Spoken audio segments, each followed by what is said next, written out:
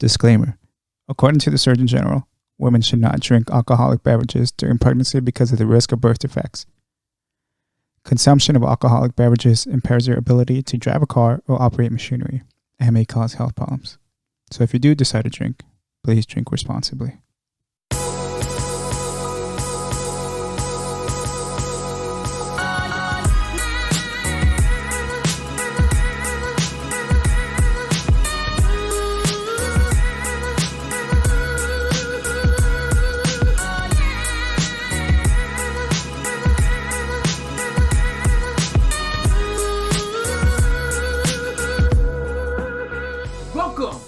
A better edition of the Beer Budz. Woo! Season 2, episode 10. Nice. Whoa.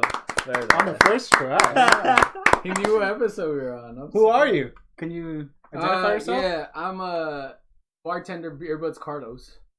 I'm not confused, Beer Budz Michael. And I am the dishwasher at this bar, aka Rat Killer. It's always funny. Beer Budz Daniel. I don't know, Rat Killer. On today's episode, we're going to be doing the Whittier Brewing Company. We started off.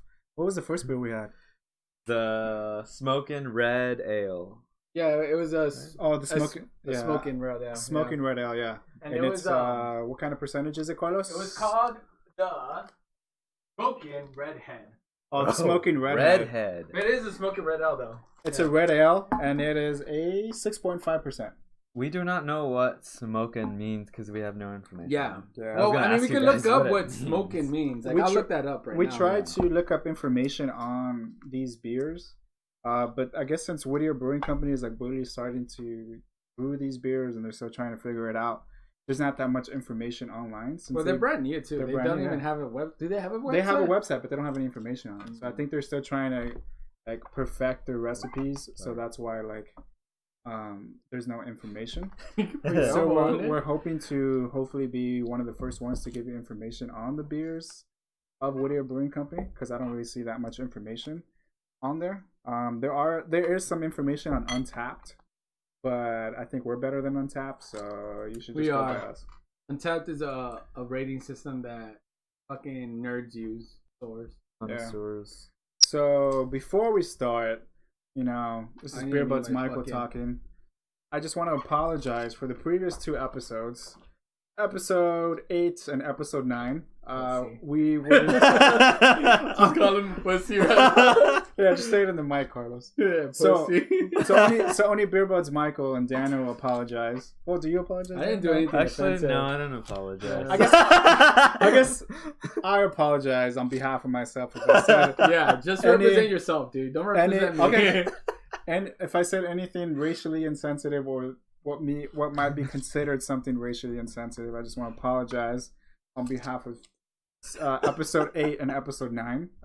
We were just clowning around. It was nothing serious. We. Well, I was clowning around. Carlos was just being serious. Yeah. But yeah, I just wanted to take the time to say that. Just in case we gain traction on this podcast, I just want to go on the record by apologizing. And hopefully I'll be the only Beer Bud and be like, the Beer Bud podcast! Well, me and Carlos are canceled. For what? There's nothing I gotta apologize for. I didn't do anything wrong, man. You talked about something that we try not to talk about on this podcast. Such with the P word. I know it now. Yeah. That was not me. You're the one that brought it up, Carlos! that was some random individual who was portraying themselves as myself. It was an evil twin or something, impersonator. Pretty popular, dude. I make 8 figures, so some people are trying to ruin me online all the time. So kind of to have some background conversation while Carlos brings up the Beer Budz Excel sheet for our scores. Which is not opening. Which is not opening for some fucking reason. Me and Daniel, so Beer Budz Michael, myself, I started a new podcast called Michael Reconnects. And Beer Budz Daniel is the second guest on episode 2. Hopefully it comes out soon. Maybe I feel like in 2 weeks, so maybe in the first week of May, second week of May, it'll come out. So that podcast is just mostly about me reconnecting with people I haven't spoken to in a while and kind of getting into a deep conversation that like people try to avoid. And I think it's pretty cool to kind of have a heart to heart or like kind of have a deep conversation that Carlos is very afraid of having. You are, dude. Anytime we talk about deep conversation, you're like, "What are you guys talking about? This is a beer podcast." But yeah, Beer Budz Daniel is the second episode, so hopefully that'll be out. You can follow her on Instagram at Michael Reconnects. You can probably follow us on every single platform that you can find the Beer Budz. Yeah, good podcast. Pretty cool. It was a 2-hour episode, so that's pretty good. Oh yeah. My wife let us know it was 2 hours. Yeah, Daniel's wife comes out in the episode talking shit, which she feels like she didn't come out, but she did. And I'll probably start off the podcast with "It's been 2 hours," and then it'll go into the intro music. But, dude, that's funny. Yeah. And I think Carlos just got a virus on his computer. No, it's just my app. Oh, okay. Yeah, that's pretty much it. Nice. All right. So as you mentioned, we are going to be reviewing Whittier Brewing Company today. We got 4 beers from Whittier Brewing Company, and we named them off without looking at them. Let's see if you guys can remember. Yes. All right. Don't cheat. Greenleaf, pale ale. Nope. No. Yeah, he's wrong. You already fucked Did up. I really? It's not called that. No. Fuck. Greenleaf IPA, Okay. Paledelphia, Yeah. Marzen Attacks, Yeah. and Actually, that's as far as I It was was the Marzen. Yeah. I don't remember what the the Marzen. There's Attacks. two. I remember We're missing two. So yeah, it was the Greenleaf IPA. What did I say? The IPA. Yeah. The there's a- Paledelphia, the Marzen Attacks, and then I'm gonna cheat then. oh, the It's something already saison. The out. fuck. I don't remember. It was the You it guys was the are saison. gonna- It was Honey No Me. Or some shit. What was it called? Give you nothing. Give You Nothing. That's right. Which is the saison. Yeah, it's a Belgian saison. But yeah, are we gonna start with the Marzen Attacks? Which one do you guys want to start with? I Don't want to start with Marzen Attacks. I want to say that either second and last or last because I like that one. I've had it That's before. that's what Daniel Yeah. says. He says that's one of the best ones to have. So maybe I want to do end with that. the saison because saisons can be fucking wild cards, you know. yeah, they're so Okay. on So the we're gonna- spectrum. So we're gonna start with the Give You Nothing. It's a 5.4%. That's all we can tell you, and it's a Belgian saison. 5.4 is pretty low for saisons, aren't they? I guess the 5.4, spectrum's that's big, actually but- yeah. The spectrum is really big. So actually it's on Untapped, unfortunately. That's the only thing. So whatever, we're sure. So Whittier Brewing Company, it's a homebrew farmhouse ale saison. Give You Nothing. I mean, nothing. No real information here. All it has is just it's just reviews. commentary. Yeah. I guess we have just an average score on Beer Advocate of 3.3, but I don't trust that. But Whittier Brewing called it Belgian saison, so I don't know why Untapped has it as a farmhouse ale, but that is what a saison is. If I remember correctly. I want to mention something about the brewery though. Go for it. So on their website, on Whittier Brewing Company, it has this pretty cool like introductory paragraph. It says Whittier Brewing Company will be Whittier's first brewery and tap room, already recognized as a craft beer town. The bottle room, the cellar, the commoner, and the rusty monk. Ooh. The next step is to create a local brewery from the city of Whittier, and it's also run by 3 Whittier locals. Nice. So it's pretty cool. Well, natives. Yeah. Oh, so that's why it sucks. Oh, shit. This guy's. Get out of the barn. Get out. Bouncer, take him out. I'm not the one that made the head brewmaster cry. Remember, Carlos? Oh yeah, Carlos. You said that their beer was garbage. I talk shit to the head. Just pour a little bit. I was To gonna the pour head it. brewmaster. I was actually like, I was raking some leaves this morning, and I actually thought about that. I was like, God damn, Carlos actually like told the brewer that he's not Who really studied under Catholic monks. He's Did like, he really? Nah. I was like, fuck. He's like, who Oh, knows 'cause of this the- shit? Yeah, because of the show. Yeah. But I was like, God damn, the balls on this kid. To tell him your shit sucks, dog. Your Irish stout ain't shit. Which is weird, because like Guinness is the same shit. Like I don't understand. But it's so good. Mhm. Guinness on tap. Oh my god. Remember, guys? That shit was delicious. Okay, so Belgian style saison. We have a beer spotlight, but beers in this category are gold to light amber in color, often bottle conditioned with some yeast character and high carbonation. Got high carbonation in this bitch. Belgian style saison may have Brettanomyces or lactic character and fruity, horsey, goaty, and or leather-like aromas and flavors. Leather? Yeah, that's what it says. Specialty ingredients including spices may contribute unique and signature character. Commonly called farmhouse ale. That's why I said farmhouse.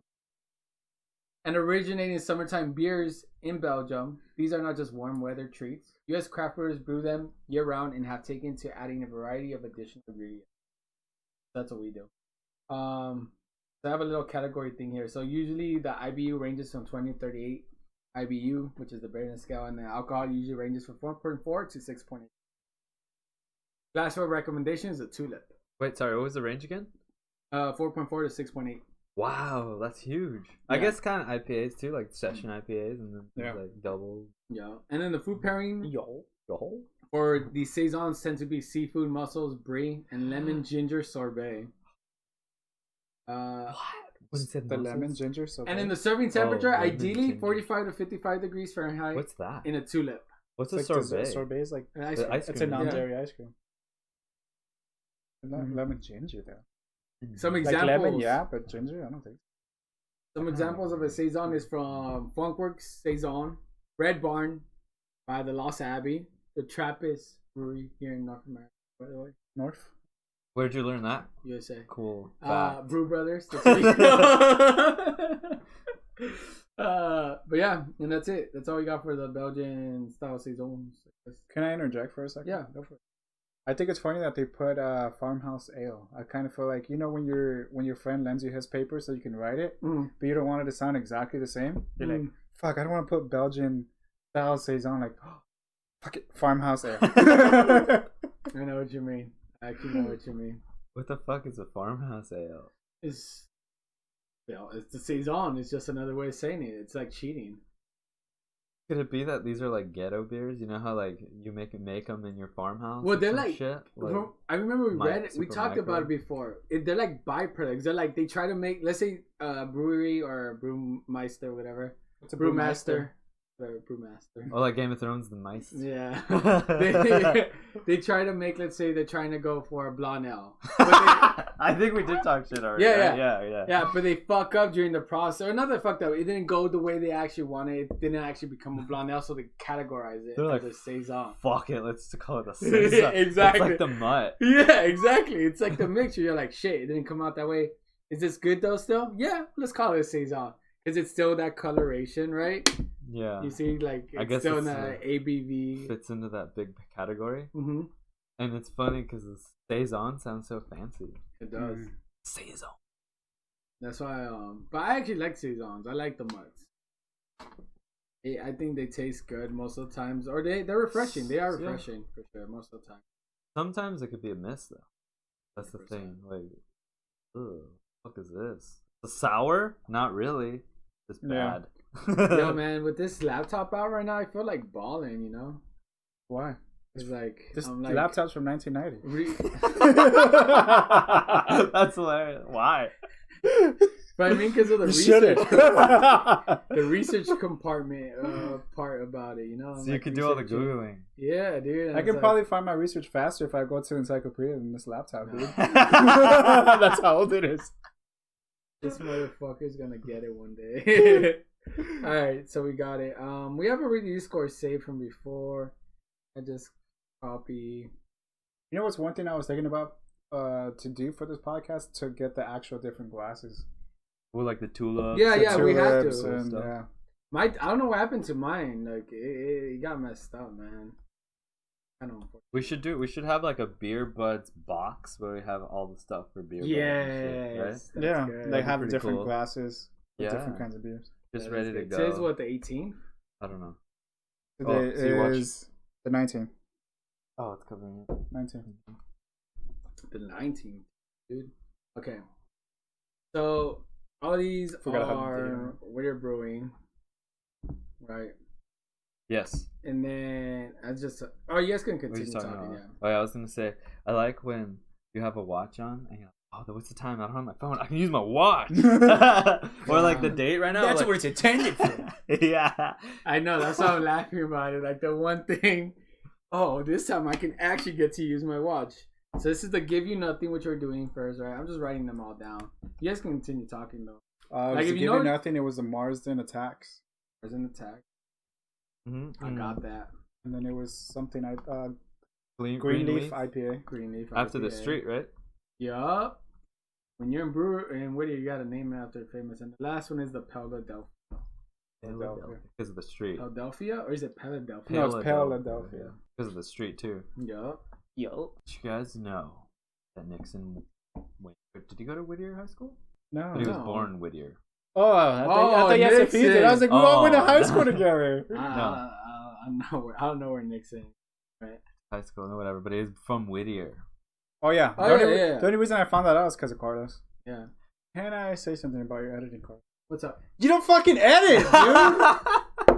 100% I do. I listened to the podcast and you're like, I'm gonna edit this out. And then I hear in the podcast, I'm gonna edit this out. I'm like, you didn't edit it out. I did it. Wait, what are you talking about? Oh no. Some episodes. You don't edit it out. I didn't want to edit some shit out. I do edit some other stuff out though. 100%. You're like, don't worry about it. Compare it to the YouTube and compare it to the audio on Spotify and you can see it's edited. 100%. You'll see. It's all the same audio. Anyways.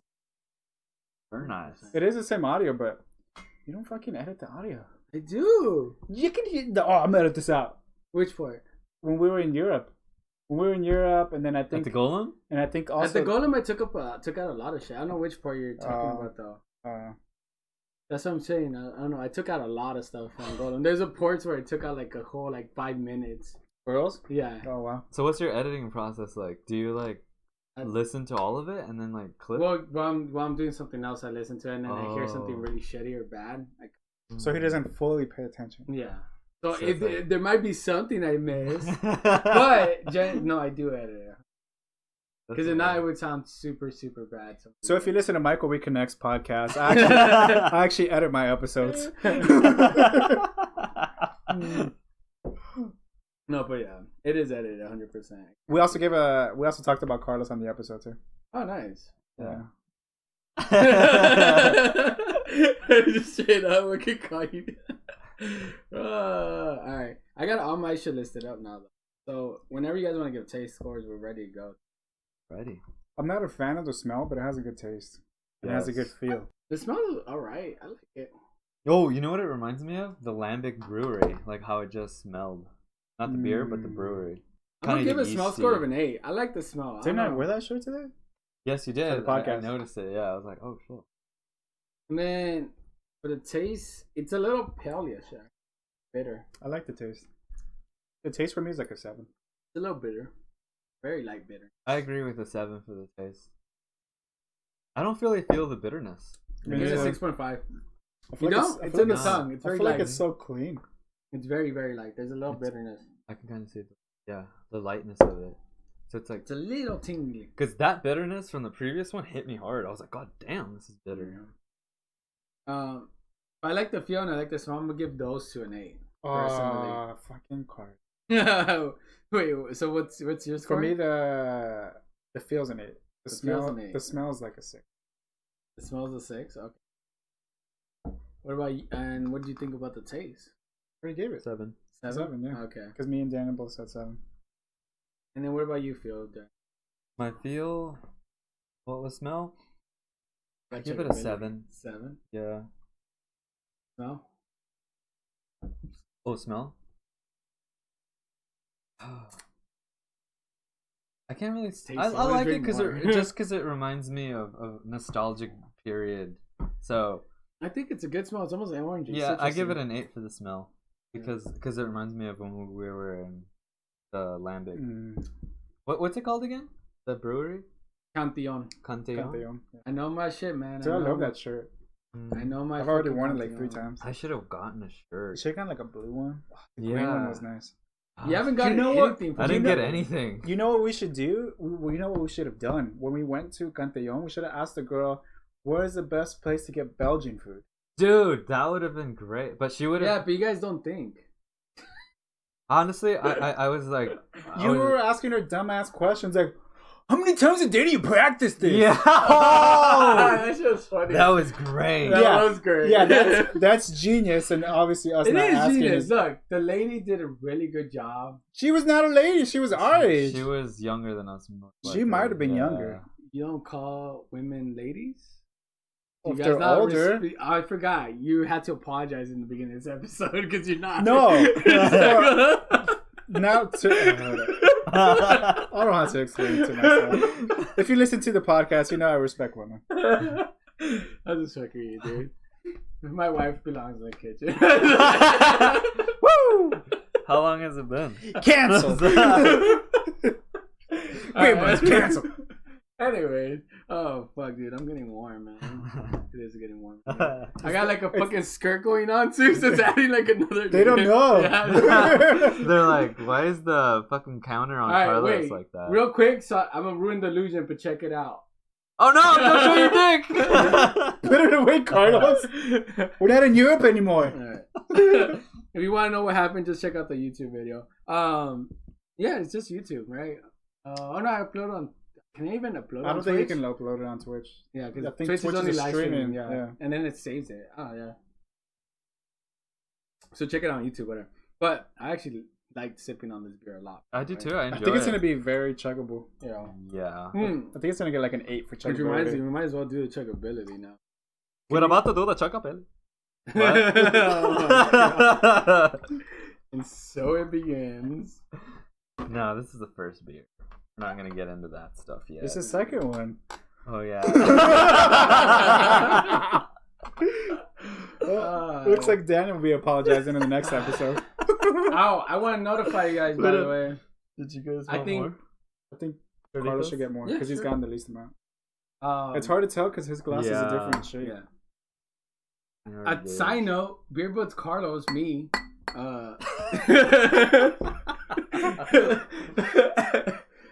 I finished my After Next program and I'm happy I finished it. Did you get the 8-pack? I did the whole 3 months. Did you get the 8-pack? No, there's no abs in it. Just like, I mean, there is abs. It's like abs. No baby shark requirements. But you can't, dude.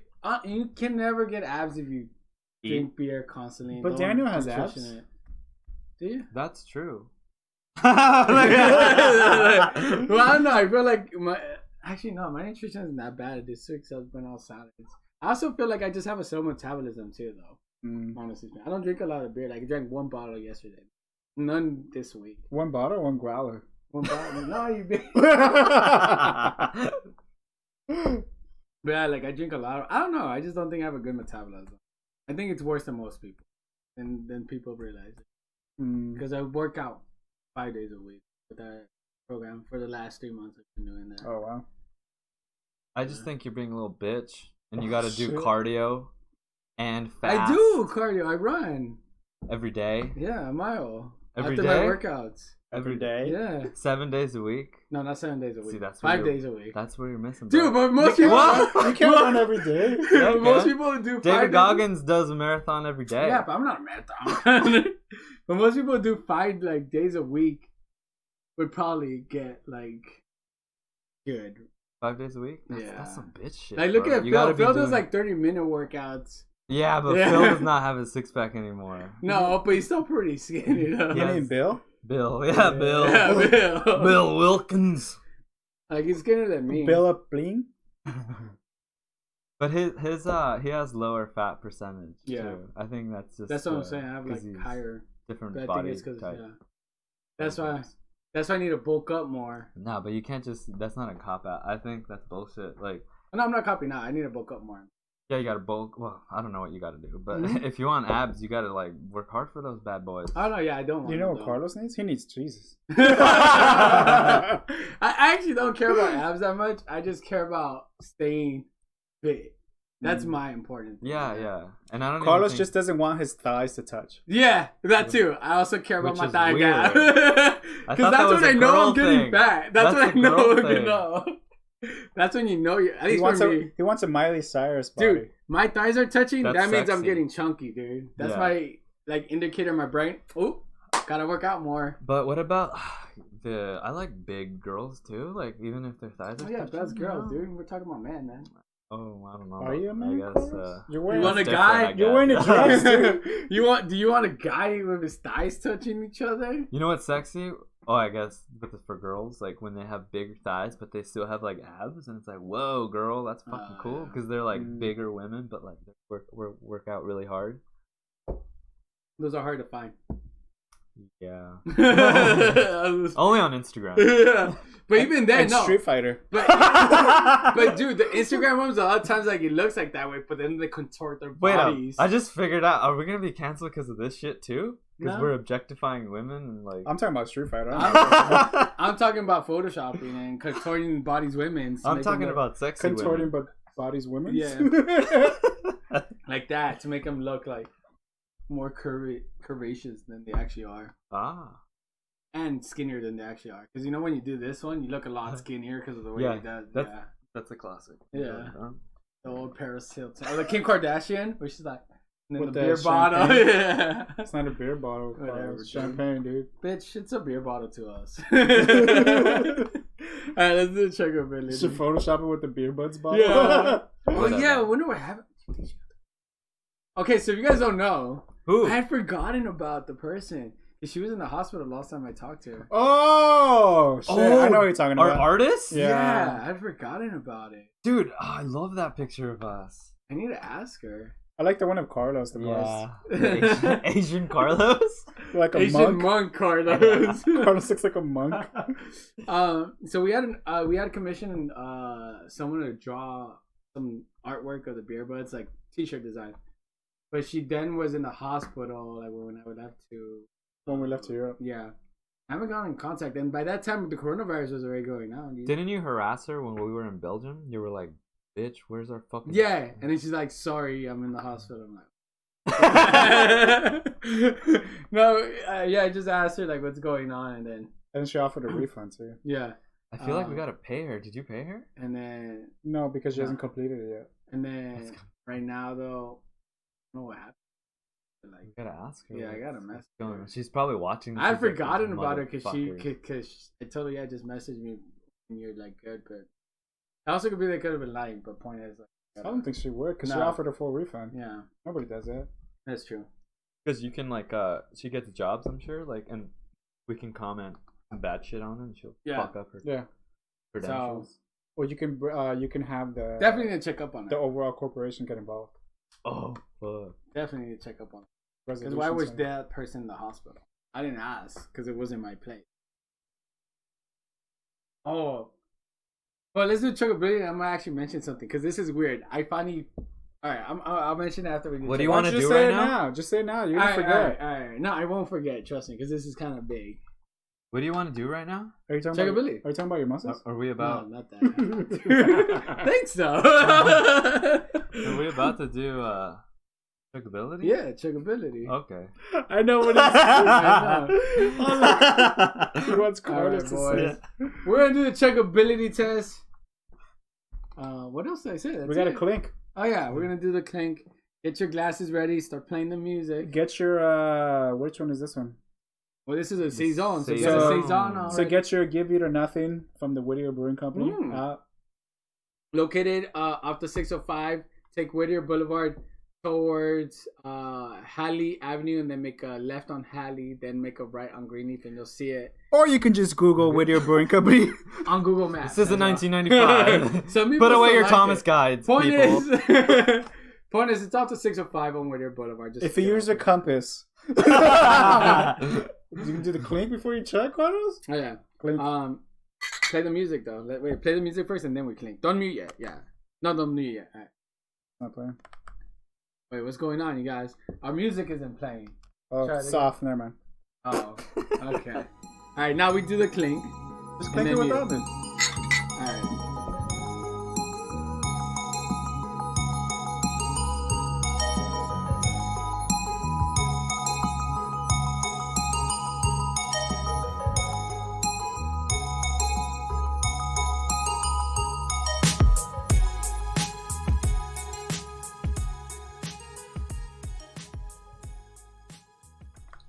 That was weird.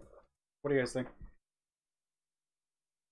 I wish I had a second try. Me too. Tastes weird now. Yeah. The lingering aftertaste is for me it's not that. The lingering aftertaste is that bitterness. You know what the lingering aftertaste reminds me of? Like I'm licking an orange peel. Yeah. Yes. It's super citrusy. Yeah. And that's why I said the bitterness of it too. That's where the bitterness comes from. I describe it more as like a sourness.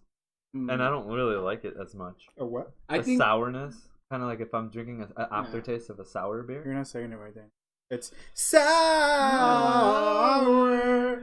Check out Magic Giant. They're having every week, by the way. They're having a fundraiser and a concert, a quarantine like concert festival. Yeah, check them out. To help people that are like usually working in the behind the scenes, trying to raise their money, and then also for people that are in the hospital. Wow, correct. Nice of them. Yeah, and they have multiple artists come out and perform on Instagram Live. They also have they had Edward Norton on in the last week, second Hulk Hogan. 2 weeks ago. Hulk Hogan. Ed Norton? The second Incredible Hulk. Yeah, Edward Norton. They had Ed Norton on? Yeah, Edward Norton. He came out in the beginning. He was talking about it, yeah.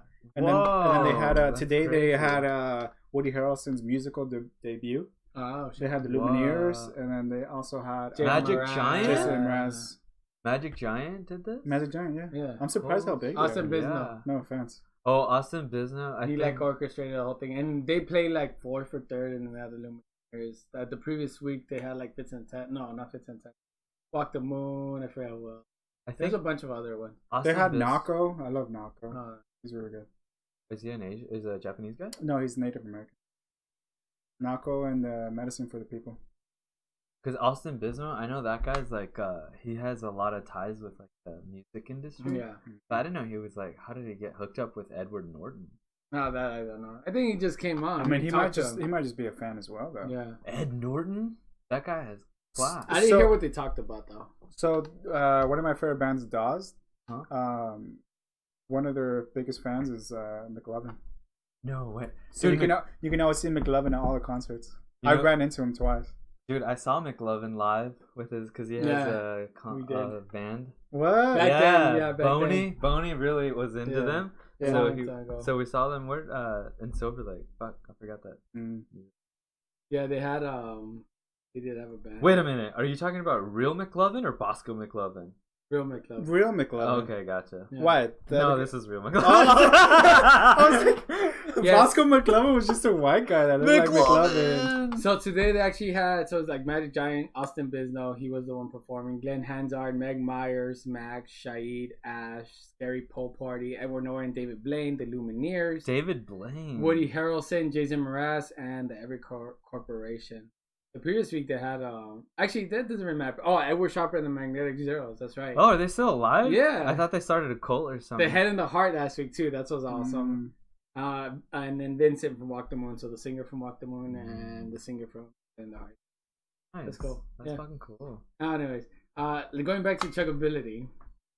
I liked it. Shout out to your 1990s laptop for getting the information for us, Carlos. Oh, you're welcome, dude. The chuggability. The beginning was hard. Is that Windows 95? Continue. The beginning, I think, was hard, but then as it continued, it got easier. But overall, the aftertaste is something different. That's the taste when it changes after. But it's not part of the experience. Of if the taste is part of the experience, it has to be during the chuggability. So while you're chugging it, do you taste that or not? You get me? So we're not taking into account the after effects of the chuggability. Of the what? Of the chuggability. He's trying to get Daniel's trying so hard. I'm gonna give it a solid 7 though. I don't think it's horrible, but it's not the best either. Yeah, I'm gonna give it a solid 7. Is that how you were like when you first started dating your wife? You're like, you want to be my what? Girlfriend? Oh. That's like, yeah. That's how it is.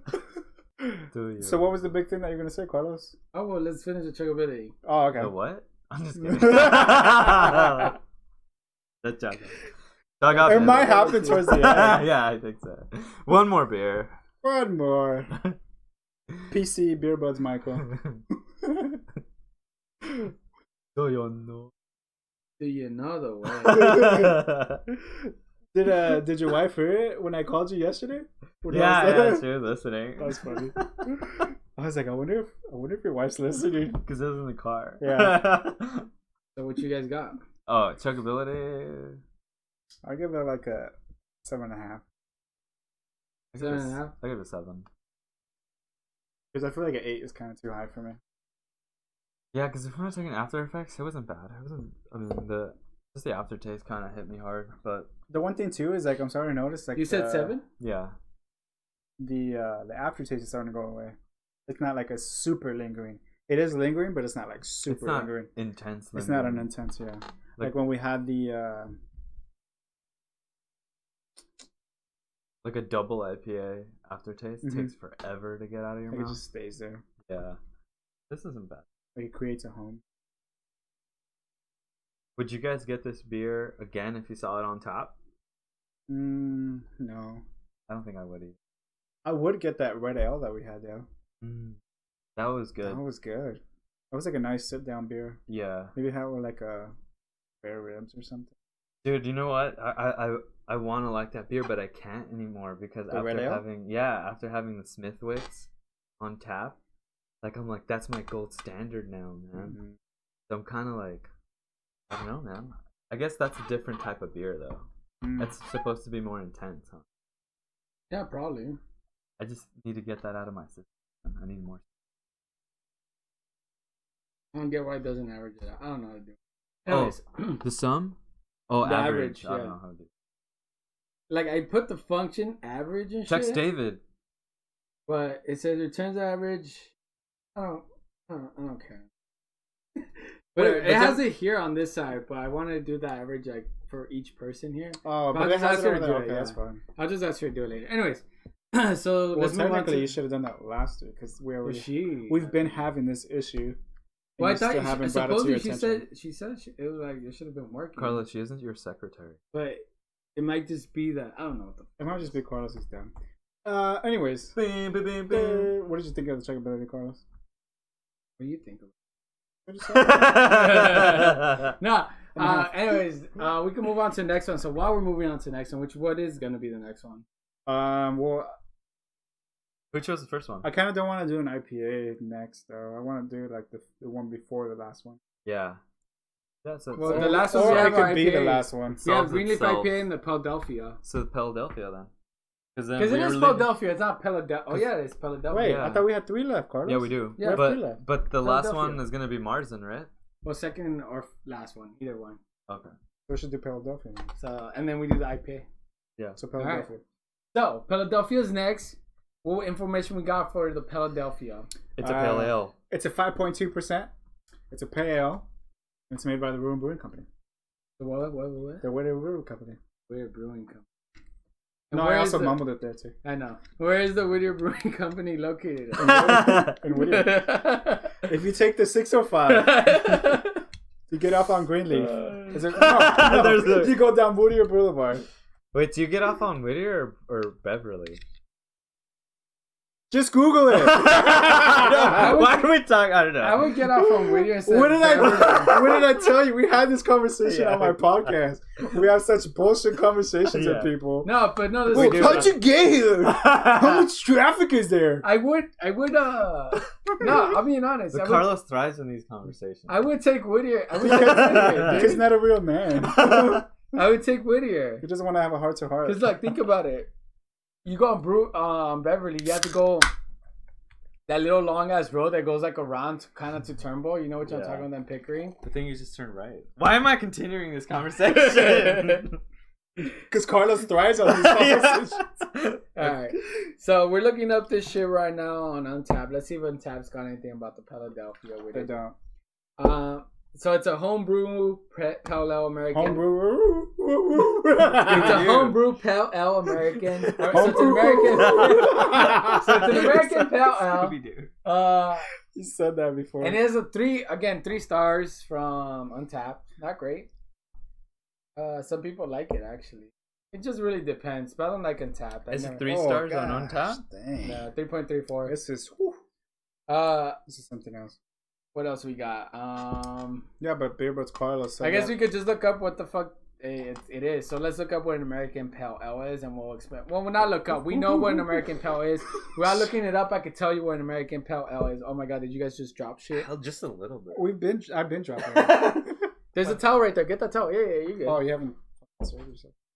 This is why I wanted to have this one before we started, because I knew that I didn't have high expectations or high hopes for the pale ale. I kind of wish it's we not had bad. some first. Yeah, that's what but it's not great though. No, It's a standard pale ale. It's good, dude. All right, but it's shitty in comparison to what we just had there. Yes, and I think, it's so flavorful. But let me explain to y'all what American Pale is without even looking at the laptop. And keep knowing Carlos is not. I mean, just for everyone here, because Carlos is not an IPA-ist. Exactly. Pale ales I'm cool with. I don't understand that. There's a difference. IPAs are way. I know the difference. They're way better. Yeah, that's what I mean. So American Pale is like many others that have become known as. I thought you weren't gonna read it. Fucking hacker. I'm not reading it. This is on my memory, dude. I don't know how to read, bro. Like many others that have become known as classic American beers, the American Pale can trace its roots to beer styles from abroad, which is traced from IPAs, India Pale, which are not Indian. No. I remember someone once said that. Yeah, exactly, but they're European. The American Pale Ale beer was inspired by the English Pale Ale, replacing its English counterparts' earthy herbal hops with generous additions of boldly citrus and pine. Like the ones that, like with the ones that you put in your freezer? Bolies. No, boldly. Boldly citrus and pine-like American varieties. As one of the most popular American beer styles, Pale Ale. I see what you're doing to me. Pale Ale beer is not hard to track down, but the various takes on this iconic style by just as many American craft brewers make it impossible to jam everything there is to know about American Pale Ale beer on one page, but we'll do our best. So this is from craftbeer.com, obviously, if you guys haven't found out. So we're just going to do the American Pale Ale beers and not Pale Ale beer in America or American Pale.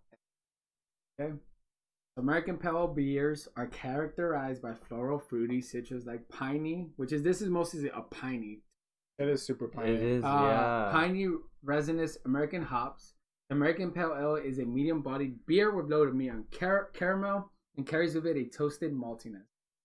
American Pale Ale is one of the most food-friendly styles to enjoy since the Pale Ale works wonderfully with lighter fare such as salads and chicken, but can still stand up to a heavy... No, not a heavy. To Why a are you hearty... pointing at me when you said salads and chicken, dude? Am I supposed to be eating salads and chicken? You calling me a little thick or what? No, because you were vegan, bitch. But can still stand up to a hearty bowl of chili. Rest in peace, vegan Beer Budz. Yeah, that's true. A variety of different cheeses, including cheddar, seafood, like steamed clams or seafood, fish. Seafood, and even desserts. Dang, fish sounds bomb right now. The American Pale Ale's affinity to food can be attributed to the simplicity of its The ingredients. seafood bar?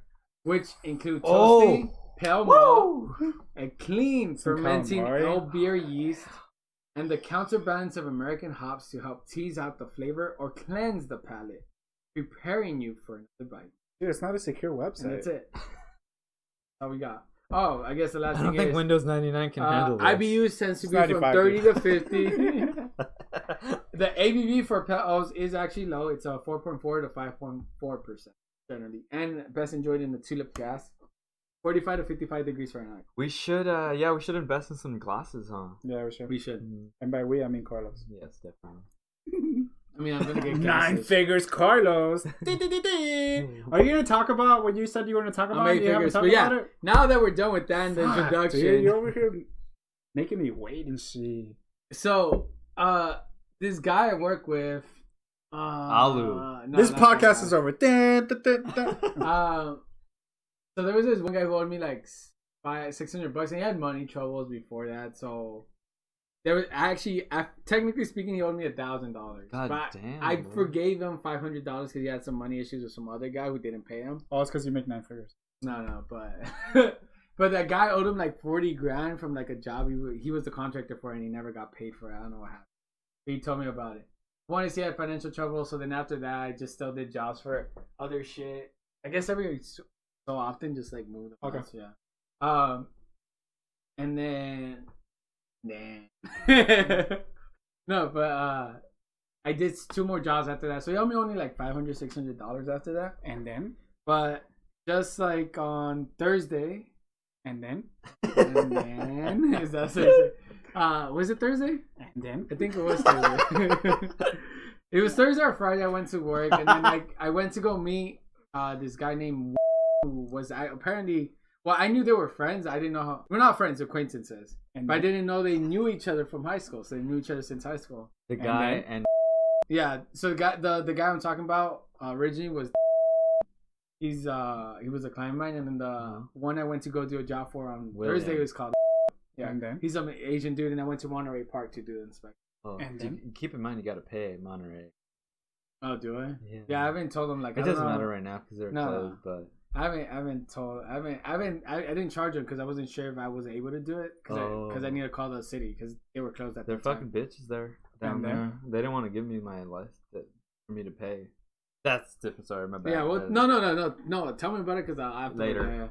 And then, but I went there. I met up with him. I did the inspection. Then he started talking.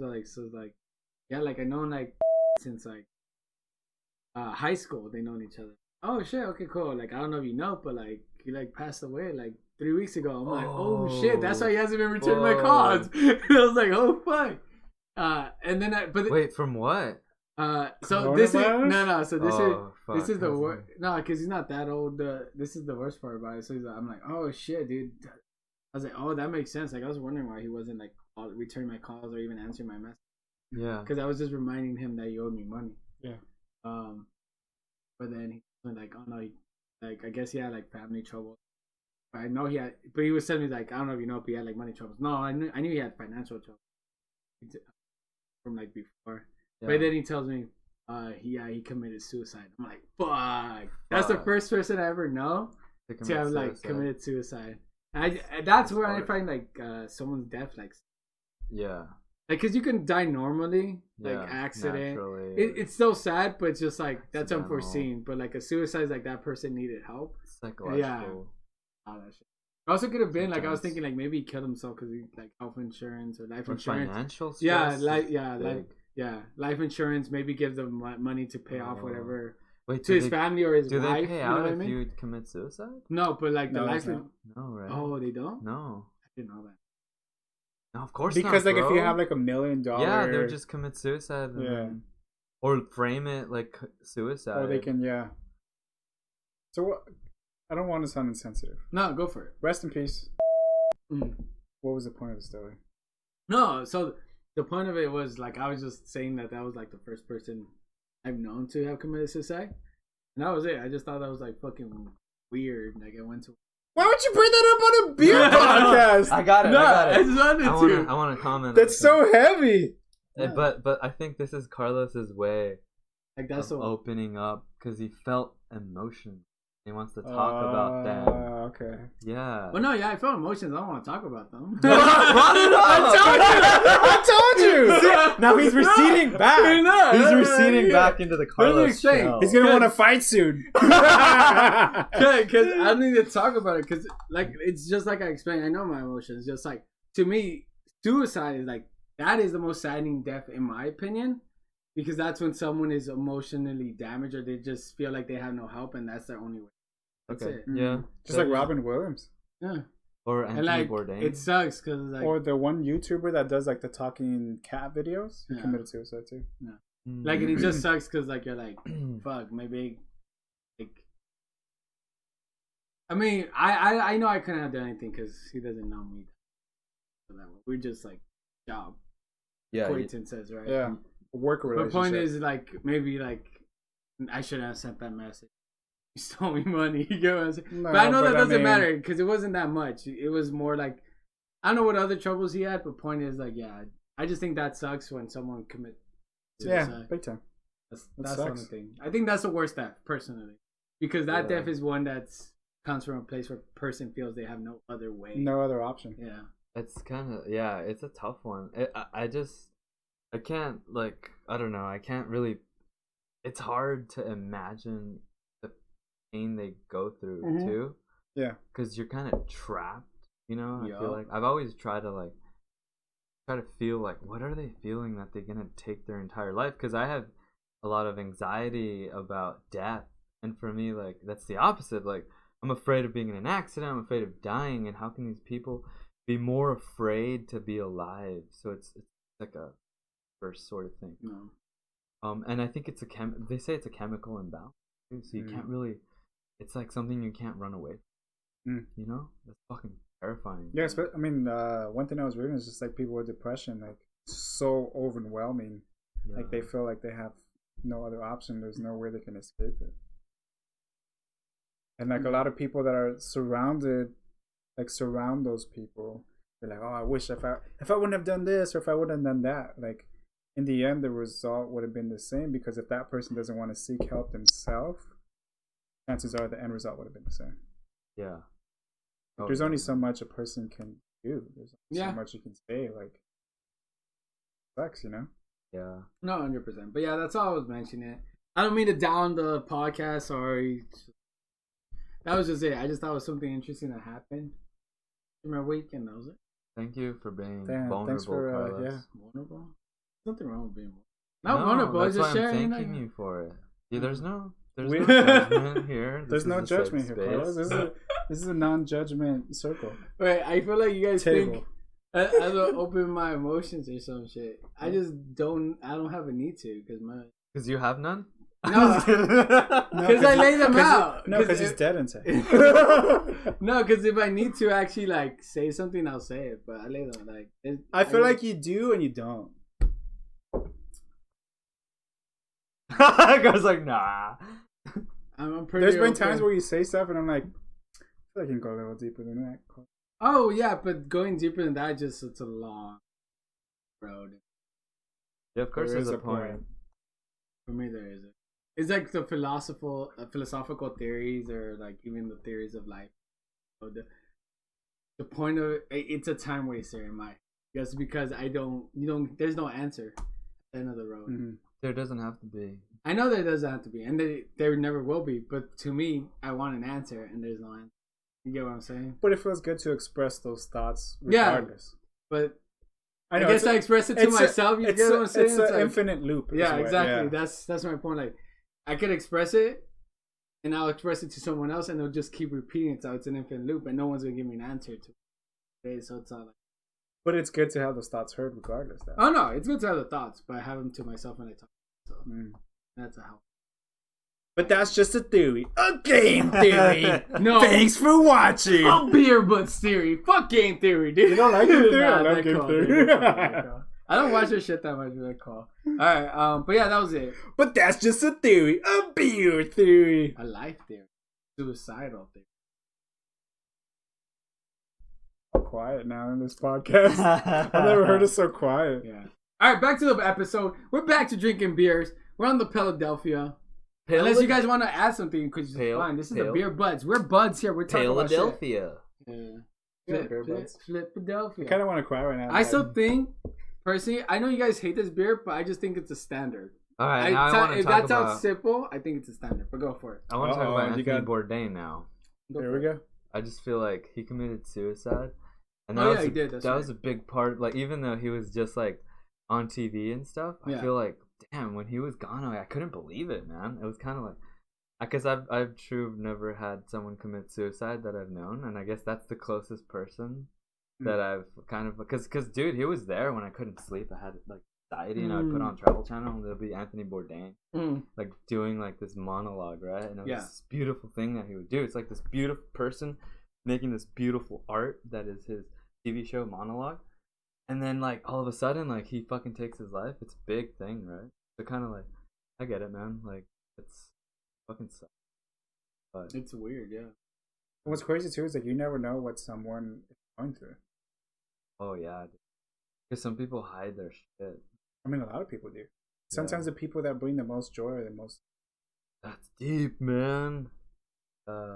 Damn, this just became a Michael Reconnects episode. Bam, bam, bam, bam. Let me bring out my guitar. What'd you say? Let me bring out my guitar. No, before what? This just became the quote. Sometimes the person who brings. Sometimes the person that brings the most joy is the most sad. Kind of true. I mean, Robin Williams. Yeah. How many movies he did? Because they force themselves to try to be happy. Yeah. I mean, they think by making other people happy, they themselves will feel fulfilled, but it doesn't. You gotta be optimistic. That's how I also think about it every day. Think about what? That's why I don't think about that shit. But you just said sometimes you think about. Oh no, you think about what every day? No, optimistic. Oh, you're optimistic every day. Gotta be. Yeah. It's a double-edged sword. I told you the whole theory of like humans are. Hold up, I have the quote right here. I'm scrolling through my phone. I know I wouldn't be able to ever. No, it's just like I think killing. That's like I feel like you have to be in a very dark place for that. That's the thing. Yeah. A very dark. I don't even know how to fucking even get to that point. That's intense, dude. Like just getting something like it gives me goosebumps, dude. Just think. I mean, just like Chester from Linkin Park. Yeah. Like he had like a beautiful wife, all these kids. He had just put a down payment on a house in like a nice area, and he kills himself like 2 weeks later. Linkin Park is done. Yeah. Again. That's what makes you wonder, like, because I feel if you do, I don't know, because I'm not in their position. But I was just saying, you have someone that you think cares about you, or that you can at least feel somewhat with, like, to be. But then some marriages, I think, when you go to a celebrity and fame, aren't real. But I think another thing too is the thoughts that they have to themselves are so overwhelming that it's hard to reach out. Yeah. And then also when they want to reach out, they're like, fuck, I'm gonna bug my wife with these fucking thoughts again. Like all I do is bombard her with these thoughts that I have that are so dark, so sad, and this is someone that brings me so much happiness. I don't want to burden them with these thoughts. So you know what? Fuck it.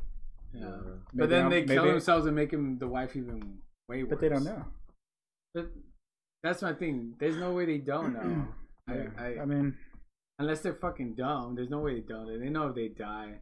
But that's the thing where like it could be like they feel like no one cares. And talking about that, I found Carlos's quote: "Humans are insignificant." They really are, dude. I sometimes do want to like fucking. I've been reading like a news story. I'm like. About the afterlife again. And so, wait, you read the news story or you read the comics in the news section, like the Garfield and all that? No, not news story. A news story. Oh, like news story. Yeah. And it's just about the afterlife and shit. And then it's like, it really does wonder. Like, fuck, after you die, do you just cease to exist? And so you don't know. So nothing. Like everything's just gone. You don't even know you disappeared. It's just so weird, right?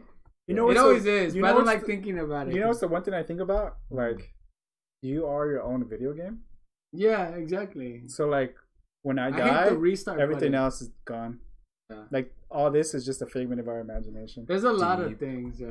Because then we're part of your. You're part of my like Yeah. reality, and like once I cease to exist, we're part of someone else's reality. This is great. That's I it. think this conversation is getting good. You know, like 'cause then we can think about like simulation theories and shit like that.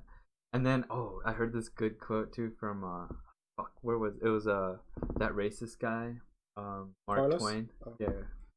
More racist than Carlos? No, not really, but not more racist than Mark Twain. Seriously. So Mark Twain said. You talked about Mark Twain in the last episode too. Did I already say this quote? I don't know. But it's about death, right? Oh, you did. I did, right? Yeah. Yeah, but just go for That's it. great. It was so he's like, I'm not afraid of dying because I've been dead for who knows how long before I was even alive. And it got me thinking, like, wow, that's pretty.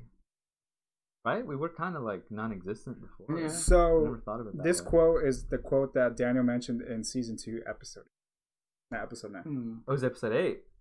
So That's we were back here. that's the episode where I wasn't able to contribute to the deep conversation because I was too far gone. Oh, That got in later then when we were really When gone. we were gone. Oh, Yeah. gotcha. that.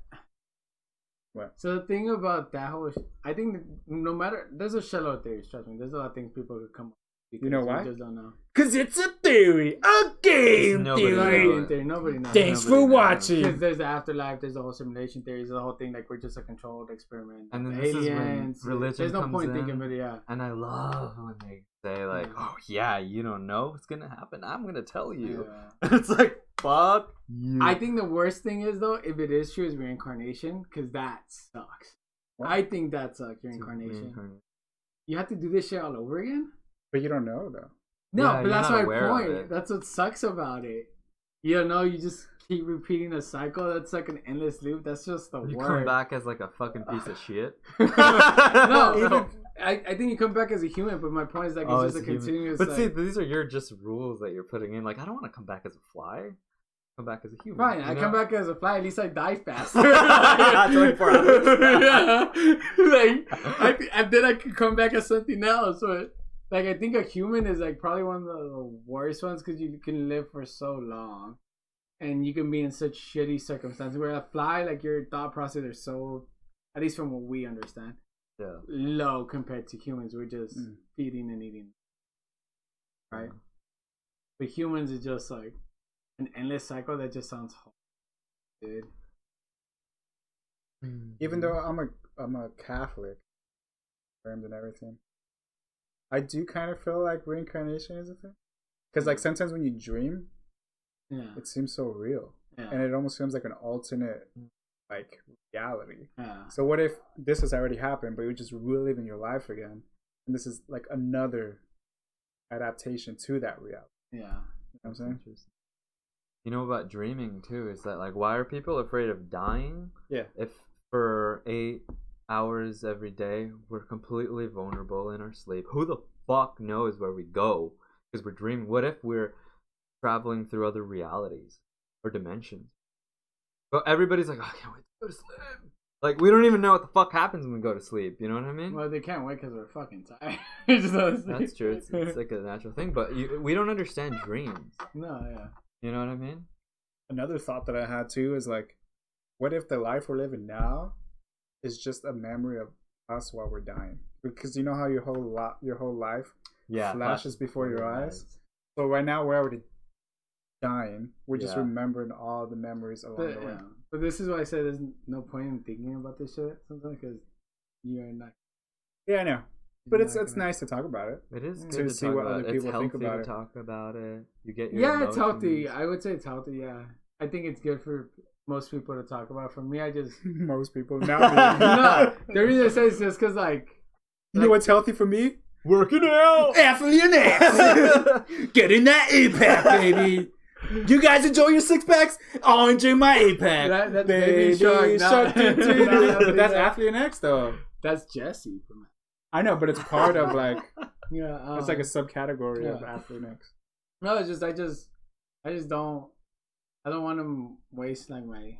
You're not wasting. You're not wasting it. No, it is because what's the point of it? Talking about it? Okay, sure, but I don't get any benefit from talking about it. At least anymore, because I already talked to myself about these theories, and I'm like. But you don't have new perspectives when you talk to yourself. But when you talk to somebody else, well, because I've heard most of them. I've heard that one, like to myself, simulation theory, like. Because if you just let your imagination go, there's a lot of things that like you could be a video game.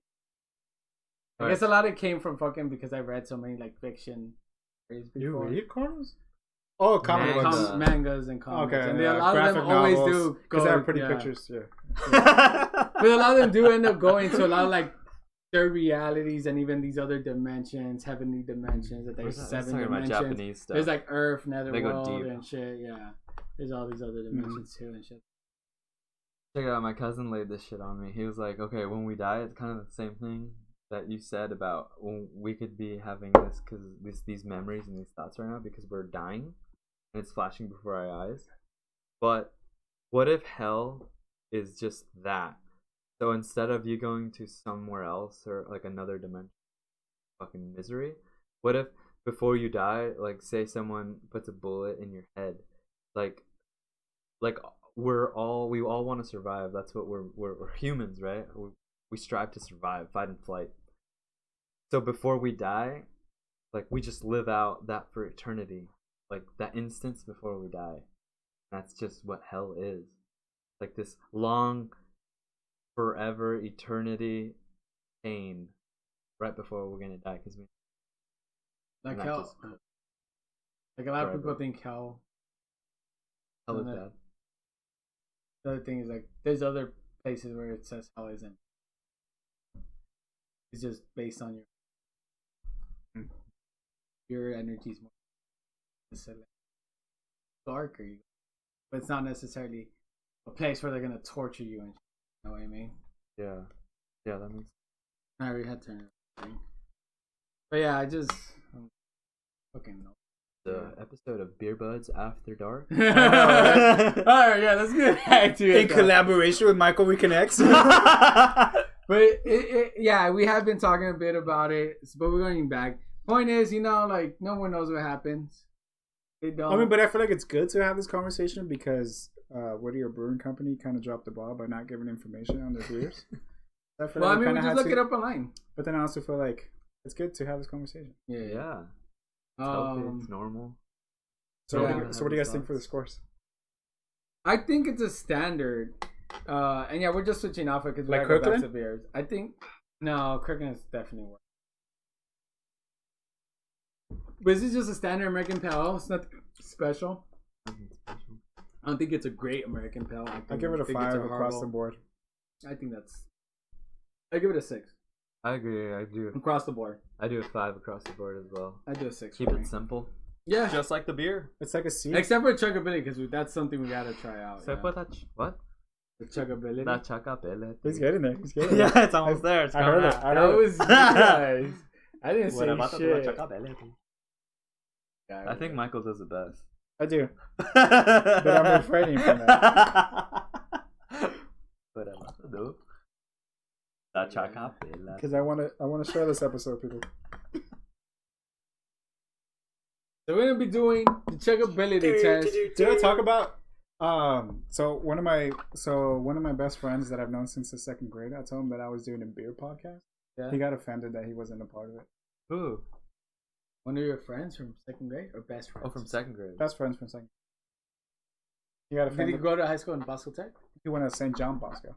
Oh, we don't know. I thought it was. You don't know. You guys don't know. No, Tomato doesn't give a shit, dude. He doesn't care about beer. He drinks. Oh, he drinks. All he drinks is Bombay. But your friend cares about beer. Yeah, he's all about like. He's a connoisseur. He just loves like beer aficionado. He likes like the. Dude, we should have him on. Because he's the one that like was all about it before us, like before me and my friends. Like the rest of the group, we're all like, "Oh, Bud Light," and Sony. No, not really. No, he's just likes them. He likes them. Okay, cool. Yeah, and he's like, "Oh, you doing a beer podcast? Why didn't you tell me?" I was like, "Well, first of all, it's not my podcast. Second of all, I didn't know you wanted to be a part of a podcast." Like, yeah, so he's not interested in like coming in. At least I can probably bring him in. That'd be fucking cool. Yeah. In an episode, yeah, he might know more shit. and then we can bring him and Tony on. He used to work at a bar too. Oh, whoa! So he probably wouldn't know. Not probably. He will know. Well, we don't know shit. We know some. What do we know? We don't know. Hold up, let me go to let me go to craftbeer.com. We went to Germany. Unsecure website. I thought that was an accent coming on and a Trump accent. Oh no. We're not getting political on this one, are we? No. Well, I feel like we already got I got my Trump check. I'm good. You did? You ain't talking shit about Trump. Did you get your Trump check? I don't. I can't get it. I make 8 figures, dude. 9 figures, I thought. No, it's 8 figures. It's 8 figures. 9 figures is gonna be. He hasn't reported his taxes. By the end of this year, I should be making 9 figures. Got it. Yeah. All right, so we're gonna do a chuggability test for the American Pale Ale. So we're gonna do the clink. Chuggability. The clink, yeah. Start the music, baby. It is. He doesn't remember. Oh, he did. That was a good clink. That was good.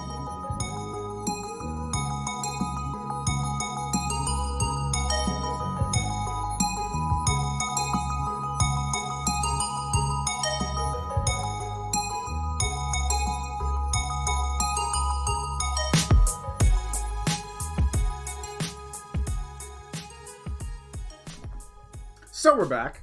Pretty easy.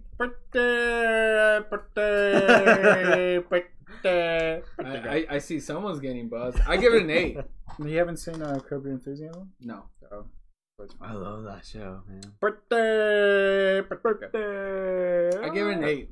Solid 8. Chuggability? Yeah. I give it a 7. I think it's. I kind of want to give it a 6.5. I give it a 6, dude. 6.5 then. Really? I don't think American Pales are that easy. I think that's probably easy. It was easy to chug, but like midway chug, I didn't pale illness started to fucking. It's like, yo, boy, I ain't no session beer. It began to like wash the taste buds with it. which was. I feel the aftertaste right now. I didn't feel it during. Excuse me. But I think it was a fucking 8, and we all know Beer Budz Carlos is always right. No, it's true. Just kidding. That is. But that's just a theory. A beer theory. A Beer Budz Carlos. Thanks for listening. Can we get like copyright strike for stealing your shit? I don't think he cares now. Yeah, he doesn't care unless we get big. Who? His wife's cute. Game theory. Oh, okay. Oh, who is? Damn, we I'll got say 2 that. left See his still. wife. I'm not even buzzed yet, guys. Yeah, you are. I'm a little buzzed. Your but- eyes tell me. Are you otherwise. We got 2 more beers left. We're gonna go intense. We're gonna go straight into. We had 2 more beers? Oh Yeah. shit! I thought we had one more. We're in hour 11. we Oh, gotta hit this, man. We I gotta. don't know if hit I these. can be PC until the 4th one. No, we got this. We gotta hit this. So let's go to I'm the next trying one. so We got hard. the Greenleaf IPA straight I'm from the not- Greenleaf Green Street. what? The Greenleaf. You said Greenleaf. The Greenleaf. We got the Greenleaf IPA straight from Greenleaf Oh, we're Street. doing accents now? Hell yeah! Hell yeah! Oh, hell yeah! Ricky. I kind of want to do that one last though. Ah, puta. Okay. Hold on, hold on. Wait, it's up to Daniel. No. I want to do this one last because I don't have high hopes for that one. Because the last 2 beers. All right, I got a theory. Oh, it's still cold. Not a theory. I got a suggestion. We should put this in the freezer a little bit to chill. You think so? Oh, in the I'll refrigerator. go put it in the freezer while you guys open this. Well, Are you hold sure? on, bro. We Are you can't sure the forget it because freezer- We it'll won't pop. forget. That's why we're going straight It'll into fucking that. pop. I dude. remember. We're going. I don't straight- want it to pop. It won't pop. We're going straight into that. You guys do that. Come on. Let's talk. Okay, so Windows 95. our next beer is the Greenleaf IPA, 6.8%, Oh my god. which is pretty That's high. the highest actually. one today. Listen to the pop. I just got it all over Carlos's computer. It's okay. It's a 1990 computer running 95. Oh, let's smell it. Is it? Oh my god. That's floral right Oh there. my gosh. That's good. That's some good shit. First impressions are really good. They're really high for me and Daniel. It smells really good. The pour is nice. The color is nice. Oh, you're right, dude. I'm buzzed. Definitely. It smells a little piney, but not too much. I like how we say that piney now, right? That's That's kind of like a standard, yeah. right? So And I understand completely when you guys say it's piney what you guys are talking about. Pliny the Elder from Russian River Brewing, worst beer in the fucking world. You guys don't deserve a 99 out of 100. Fuck you. You guys are overrated. Dude! Fuck Russian River Brewing. Blind Pig is better than Pliny the Elder and Pliny the Younger. Well, I haven't had Pliny the Younger yet. But Oh yeah, but I'm guys, assuming. we're in for a treat. we're in for a treat. This is he good. said. wait, are me and you in for a treat or all three of Hey us? think man, Carlos is move gonna out of my like it. I side, think- bro. I'm trying to get in here. Whoa, what happened to my lower body?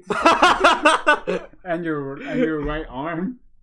Damn, if you guys are wondering, Where did you get cut off? Carlos, you looking massive today, baby. Yeah, I got. Damn. a little chunk. No, I'm talking about your muscles, baby. I thought you were talking about this chunk right here. Nah, So your so- belly's gone, dude. so No, my belly's according still there. no, your belly's gone. So That's pretty good. you look fatter in Europe.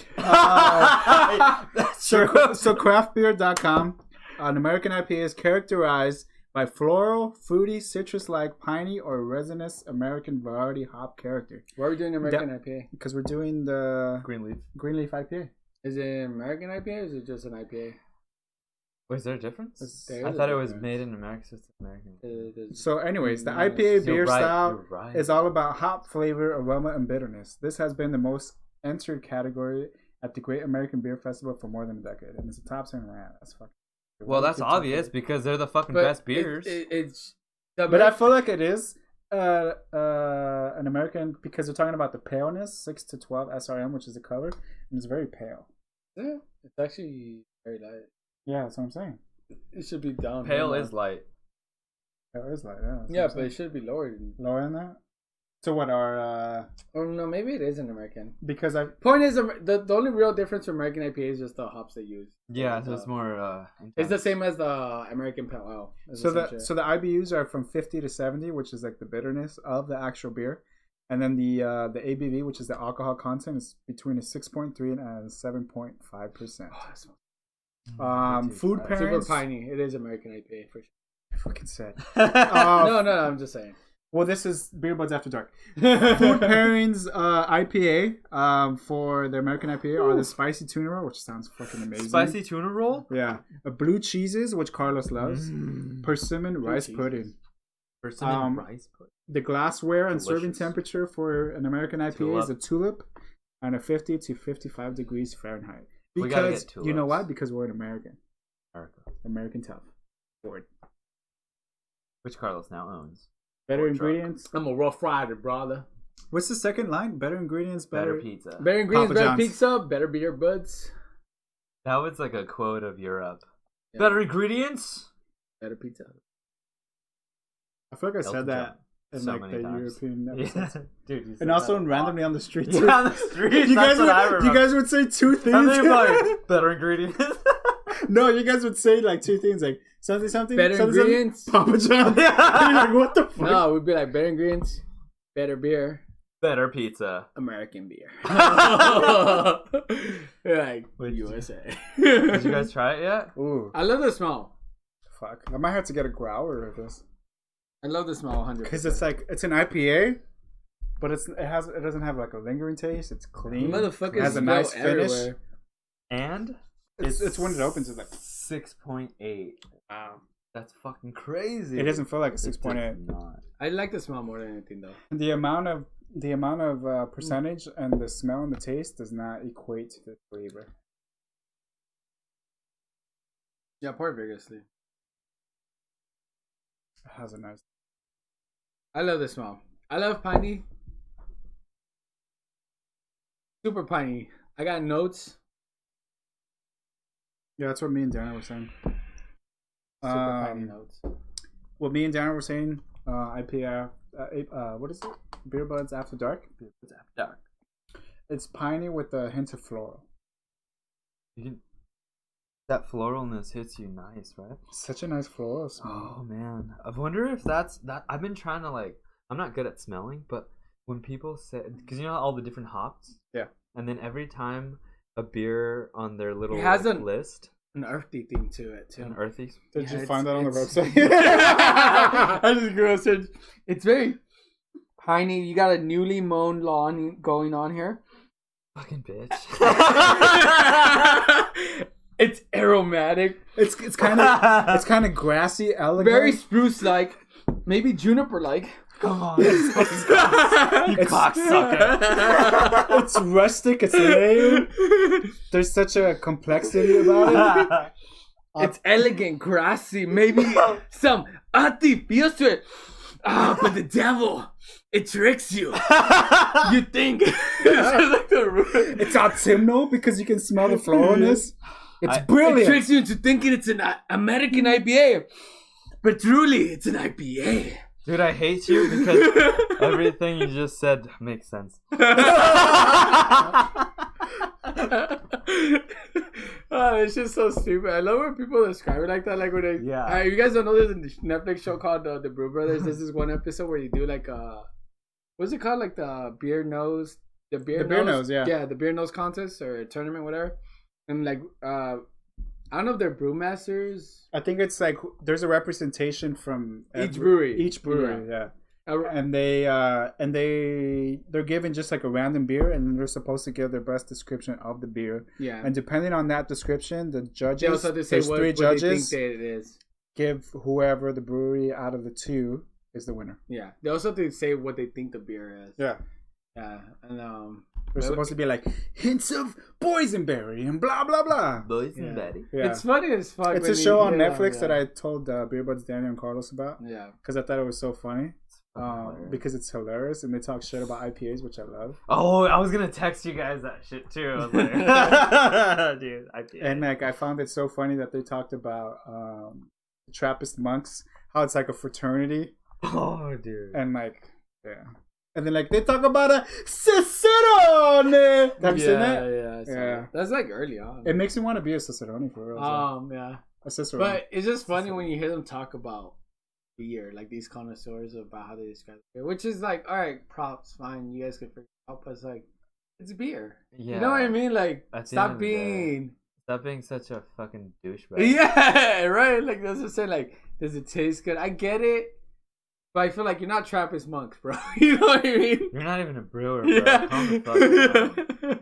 But whatever. It's just... But I like the show because it gives more information about beer. Oh no, it does. It actually does. Yeah, the show's And fucking like, dope. and I like how they make fun of the beer culture as well. Yeah. I think what Carlos is making fun of is like the fucking elitist beer guys. Yeah. Oh, Who okay. write those descriptions and shit. Yeah. Because I think that's where Beer Budz came I mean, out that's of. one of the brothers. Yeah, it is. Yeah. It did come out of that. Oh, the brother, the snob guy? The snob brother. Yeah. Yeah. That's Carlos. I Bro, it's just created me this. and you. We're just like fucking throwing ingredients into the fucking. I created this podcast so I could be like, fuck that elitist shit, dude. It annoys me. I love the smell of this though. Smells delicious. It smells amazing. I'm trying to think if I want to give it an 8.5 or an 8 though, because The smell's a 9. I think the Blind Pig for me was better smelling, and I think the Blind Pig I gave it a 9. It smells a 9 for me. But 9? Okay. yeah, I don't know. I don't remember this blind pig smell too much. Me neither. I do. Loved it. It was either the Blind Pigs or the Plain Elders, but one of them had a solid 9. For me, it was the lemon one. When they resurrected that brewery with that one had the most amazing smell. Wait, which one was this one? That one's I like give it an 8. that was like the IPA one with the lemon on it. The IPA with The the hoppy lemon. IPA. The hoppy IPA is that the one? Wait, yeah, Happy yeah. Hops IPA. Happy That's the one that had a Hops. crazy smell. Yes. I think that one I give. That one's like a 9.5. solid Yeah, 9. Yeah. Wait, what? Why'd you say brewery was 5? That was Russian River. That was Russian 9.5. That was River. Oh, 9.5. Man, Russian River, man. Those guys are pretty For creative with their IPAs, names. they did, and yeah. things Russian they River do. is like a hidden gem. I'm surprised.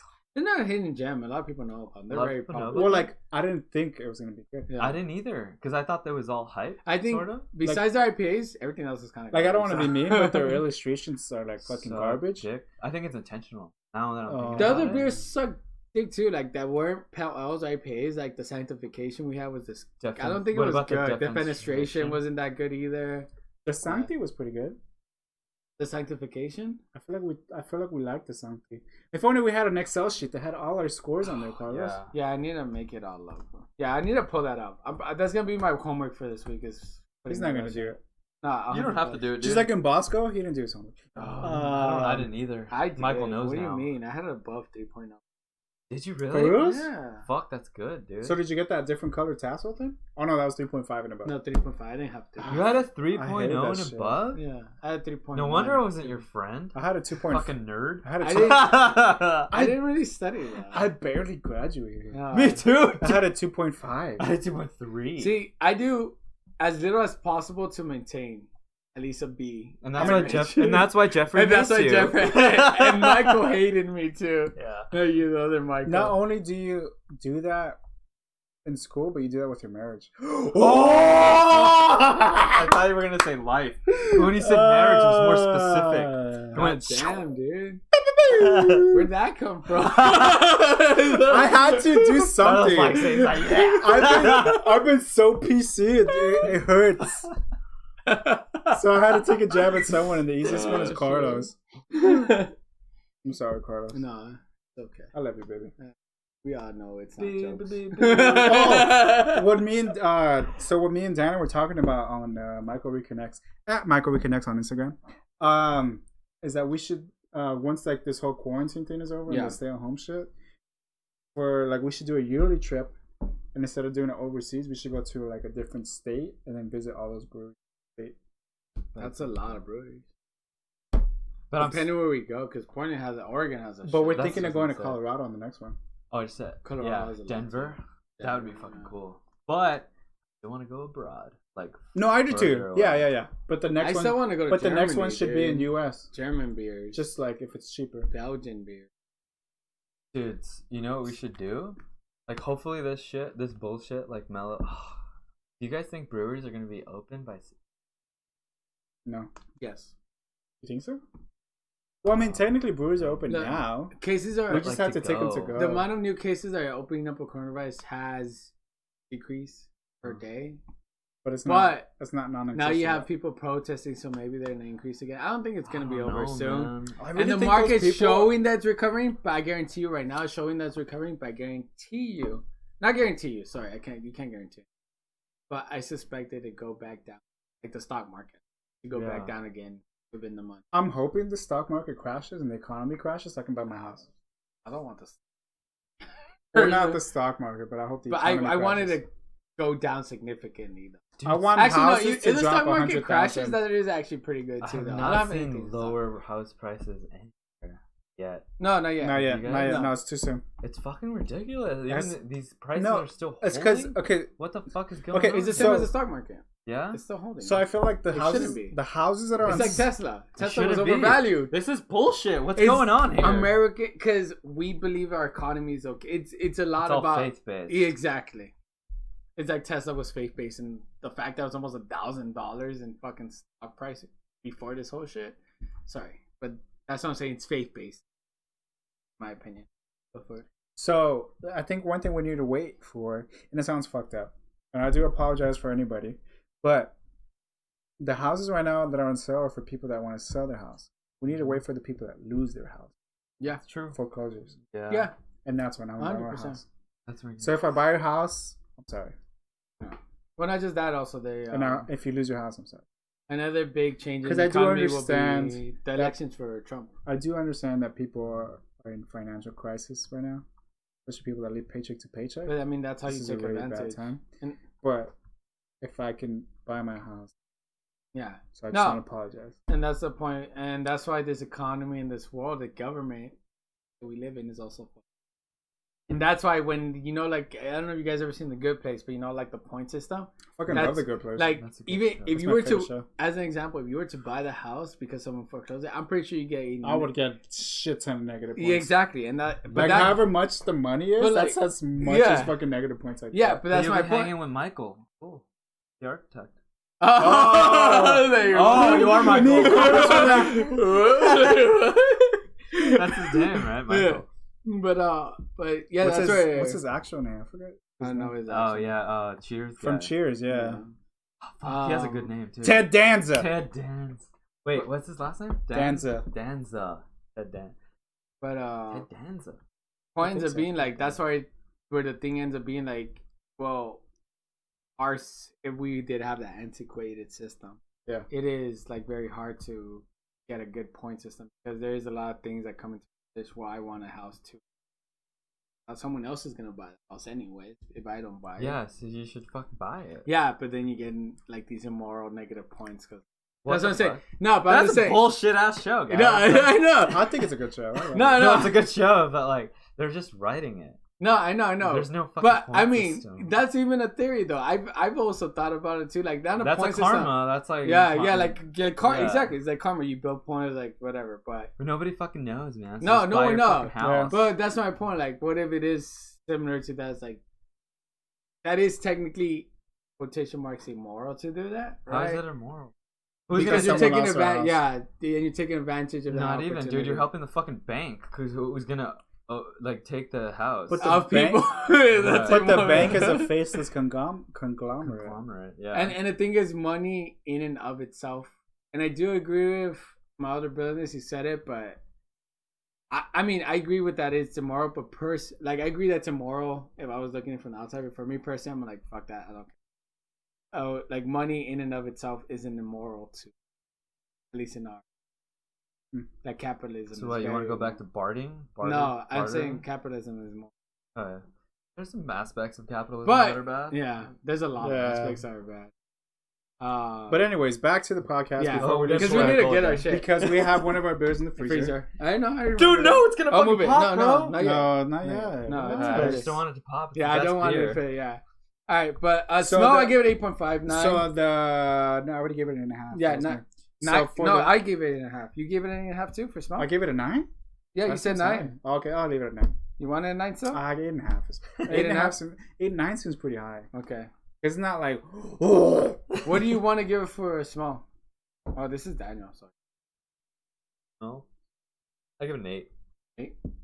You guys started up high and then all of a sudden it's all like... No, because it's starting to set in. Because you also need to take into account... Yeah. Like that's what I was saying. Like room temperature. When I was giving them, I'm like, I don't think it's better than like it's because when we popped the other hoppy hops. I think we just smelled it. There's right a lot of. It was really good. Look, we don't want to sound like fucking beer elites or connoisseurs or whatever, but there is a lot of piney. Or cicerones. a lot of piney notes to this, though. There is. It's very, very piney. You It is very piney. Yeah, it's very piney with the hints of floral. It might be piss. That's why I think you could tell that it's an American IPA. It Personally, might be piss. all right. So, what do you guys think for taste? I'll do you first, Michael. Let's do for taste. the taste. I do. Fuck. Now that it's kind of sat out, 7.5. Respectable. Feel? Feel is an 8. Mm-hmm. I give it an 8. Beer Budz, Daniel, what do you think? 8 for taste. 8 for taste. An 8.5 for feel. I think the feel, like, goddamn, it's fucking amazing for like what it is. It feels so light, like a. What's the percentage?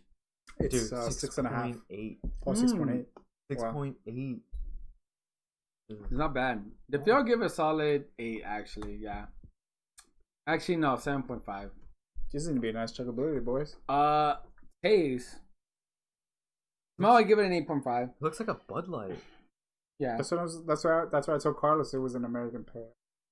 He's like, oh, I don't think so. It should be lighter. It is very clear. Yeah, it is very see-through. I'm not a beer enthusiast, but I think it has notes of the pine, specifically from the Yosemite. I don't think it tastes as good as you guys say it is. I give it a 7. Not from El Capitan.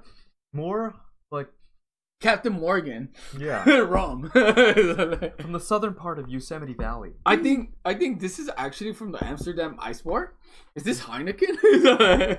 Oh shit! I forgot to close the door. Dude, We want to give a shout out to our reoccurring guest, Fenway. Yeah, I heard that today. Hey, mama. She's so cute. Carlos doesn't care if she dies, I do. which I talked about in a previous episode. No, I do care. It's just like at the same time, dogs are gonna die just like humans. So you know. cute. She's so sweet. Yeah, she always rubs against me. Oh, you gave me Corona. They're so cute. Yeah, I give it an 8.5 smell. I don't think the taste is that great, actually. No, it's not. It's not as. It's not great. It's okay. It's good. I give it a 7. Keep an eye on that, Carlos. It's not natural for dogs. I give it a to sneeze a lot. 7. Really? No, I know. When I first got her, actually, the very first time, she had the canine flu or whatever it's called. Yeah, just keep an eye on it. But she only sneezes every so often when she goes close to us and starts rubbing herself. That's when I usually notice her sneezing. She doesn't sneeze that much. Okay. What the vet told me is when, like, her nose starts dripping. You know, okay. yeah. And she probably still has her like canine. Okay. And you do gotta give her. We gave her pills when I first got her. I gotta wash my face. Canine flu is not. What? No, because I smell Fenway on my face instead of the beer. Hey, no, come on. So anyways, Okay. this is a really good IPA. I'm surprised. I like it, man. I had the hazy IPA from the Whittier Brewing Company, and it wasn't great. I love this. It was just kind of like it's like a Kirkland hazy IPA. Yeah, that was before. They have improved a lot though. But this Greenleaf IPA, wow. It's really From good. the last time I had their beers, wow. You had the Greenleaf IPA before too, though. No, I had the you hazy did. one with No, I know, David. but we also had, when we went there, they already had the Greenleaf IPA. I didn't have it. Who had it? I never had it. I know David. I know, had but it. they had it. No, me and David yeah, had they the got same, the same one. hazy. Because you're like, hey, David, you drink IPAs. Did you guys try my flight though? No. Because I know I ordered Fuck, my you're flight. right. Oh, He maybe. did order a flight.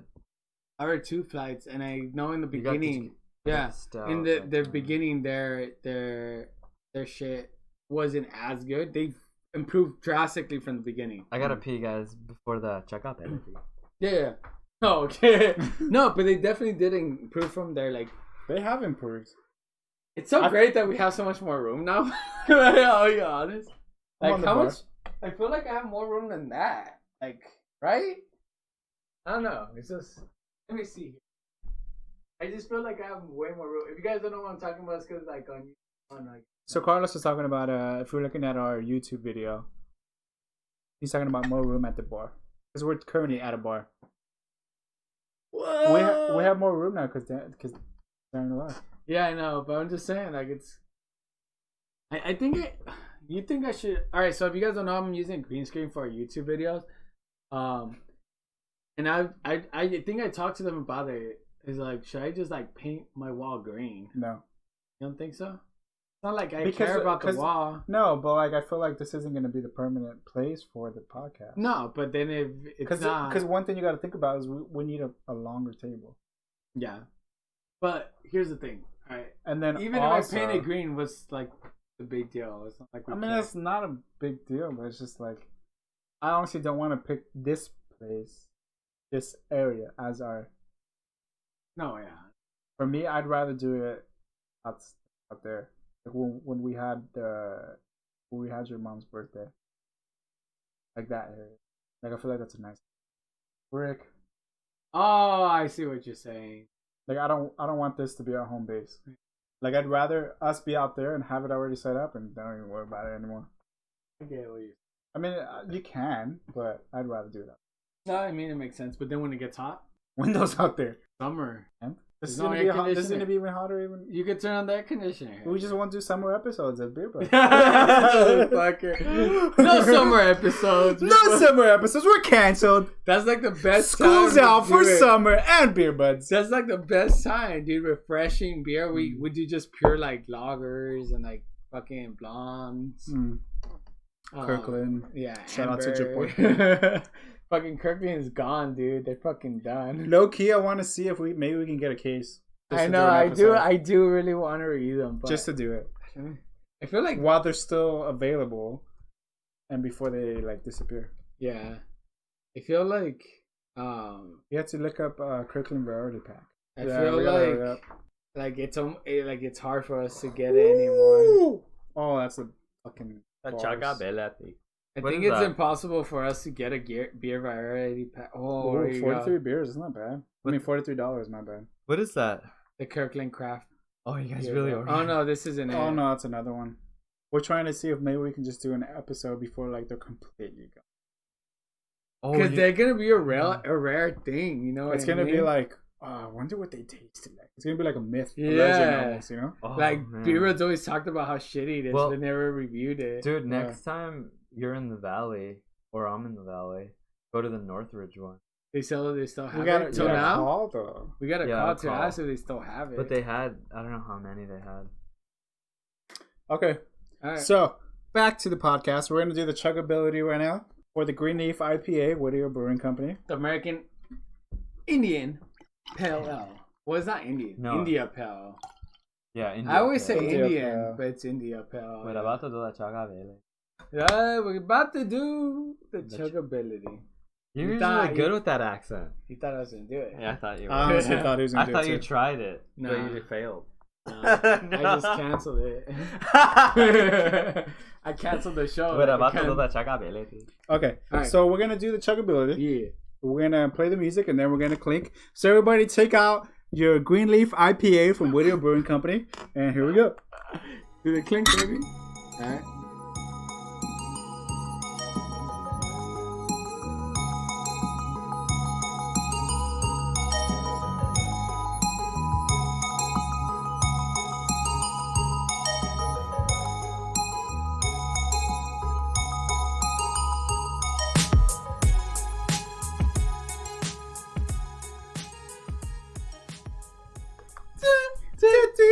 It's a good thing we weren't live streaming, by the way. Imagine we were live streaming. I don't think you would have done it if we were live streaming. Why not? We say it in real life. Yeah, but I don't say it in real life. That was fucking hilarious, though. I'll be honest. That came out of nowhere. I was like, oh, I know. You can see the reaction on our faces. You can move closer, by the way, because I have a lot more room. I just realized. So you can move. So you don't get cut off. Yeah, that sounds good. Better. Yeah. So that was chuggability. Surprisingly chuggable. You think so? I thought it was heavy for myself. It was nice and full. Hearty. Kind of like an oatmeal. It's an IPA. So it doesn't look like it, but it's heavy. It is easy. It is easy for an IPA, but it's heavy. It feels heavy. It's a nice chuggability, though. Yeah. I give it 8.5. It's easy for chugging. I agree, but it's heavy. So as you can see, chugging it, you feel. I feel like I got super full with this one. Personally. Yeah. I'm ready for my next one. So you're good at chugging, like not just chugging, but drinking IPAs. I noticed it, man. Like, so you say 8.5, right? That's why I have hair on my chest. What about you, brother? For chug? Yeah. Fuck, Mr. N-word over here. Nice. Nancy hands. Nancy hands. He loves the Nancy hand women. 7? 7? All right. No. What? Yeah, I give it an 8. For reals? I don't blame him. No, It's can't- heavy. I'm Just not- no, good you're at, like like, your chugging score is your IPAs, score, you know. man. But Yeah. I'm not good at chugging IPAs. What's the reason you give it a It's 7? heavy too, though. What's the reason you give it a 7? I think it's because it was the heaviness. Do you want to go get the beer while we fucking? Yeah, might as well. Yeah. Oh, you were saying, Dan? It's heaviness, man. But I'm not. I can sip IPAs, but I think chugging them, like, I gotta think about it a lot, or I can be super fucked up. But then that I get filled up with IPAs now, man. That makes sense. Yeah. I can only do like in a sitting like 2 max. 2 chugs or No, 2 2 IPAs? beers. 2 beers. Okay. Even sipping them. Because what IPA? What's your go-to I IPA? go to IPA. Oh, dude, I don't have one recently because like I've been like trying Different beers. different ones. Uh-huh. Yeah, but the last consistently, I think I've had probably a Bottle Logic one that we've had, but that was a tall can too. But I can't do more than like one of those, man, and I can't do another beer after that. And that tops me off. That's 16 ounces. Which ones do you go to? Lagunitas? Lagunitas IPA. I haven't had one in a while though. Yeah, I mean, because I haven't gone to the supermarket. I don't want to get exposed to the fucking virus. Even though I come here and I'm next to Carlos, so I'm already exposed to the fucking virus. Supermarket. You don't but go you to the have market? But you have the corona though. Oh, my wife does. Why is that? Else does. Because she's the woman. Oh. Yeah, don't you know Carlos doesn't respect women? So I the do last beer of Whittier Brewing Company is the Marzen Attacks, Which it's a 5.0%. what is the Marzen Attacks? And A German the Marzen- Is that a Brown. thing? And the Marzen Attacks is a German Marzen. Right? Yes, That's what they called it. Yep. I never heard of a German Marzen before. What is? What is a Marzen? I don't know. So I thought it was a brown it's ale. apparently to craft beer. It's considered an Oktoberfest style beer. So here's the opening of it. It's considered a dark lager. On craftbeer.com. It's a not secure website, so don't really quote us on that. Why you say not secure? Oh, because I have an ad blocker. So, German style Marzen / Oktoberfest. So I guess it's Oktoberfest beer. Because Oktoberfest is like a German Belgian thing, right? Yeah. Is it Belgian too? Yeah. It is, right? Oktoberfest I don't is know. also Is it? No, I don't know. I don't think so. I think it's just German. It's German. It is. But just- I don't know shit about European anything. No, you might- No, guys might be Oktoberfest right. is German. There's a reason Yeah. why it's in fucking Yeah, Munich. Munich, Bavaria, Germany. yeah. So it's a German style Marzen / Oktoberfest beer. And Oktoberfest, I know when we did the Oktoberfest episode, we talked about what Oktoberfest beers, and they were just beers brewed in Oktoberfest. Didn't you guys have a disappointing Oktoberfest? Yeah, episode? we did. We did. It was. That's before I joined down. When was that? What did we have? That We don't remember, but we that just was got a long Oktoberfest. time ago. beer, That was like 2 years ago, wasn't it? a year ago. No, like a year ago. Not that long. Oktoberfest, that's year. I was still in Downey. Weren't we? Probably. You were still down. Yeah. So that was at least a year and a half. Oh, maybe, yeah. But that wasn't the Lost Abbey. No. Because Lost Abbey was the disappointing stout day that you had that you were super depressed. You got No. me depressed afterwards. I was like, It "Damn, wasn't. I'm sad." The Lost Abbey had good beers. It wasn't the It was Lost disappointing Abbey? stout day. But remember the disappointing stout day? I do remember the disappointing stout. So I it don't wasn't remember that what we day. had that day. Fuck, it was that old English brewery. And we had 3 of them. 2 of They them. were disgusting. They though. were so bad. Yeah. It couldn't have been the Lost Abbey because I remember liking. Because the Lost Abbey had the rumpkin. Are you sure it wasn't that episode? No, wait. Fuck. I don't I remember. think it was anymore. that episode. And then we had one good one, but then this. Oh, fuck. I don't know, man.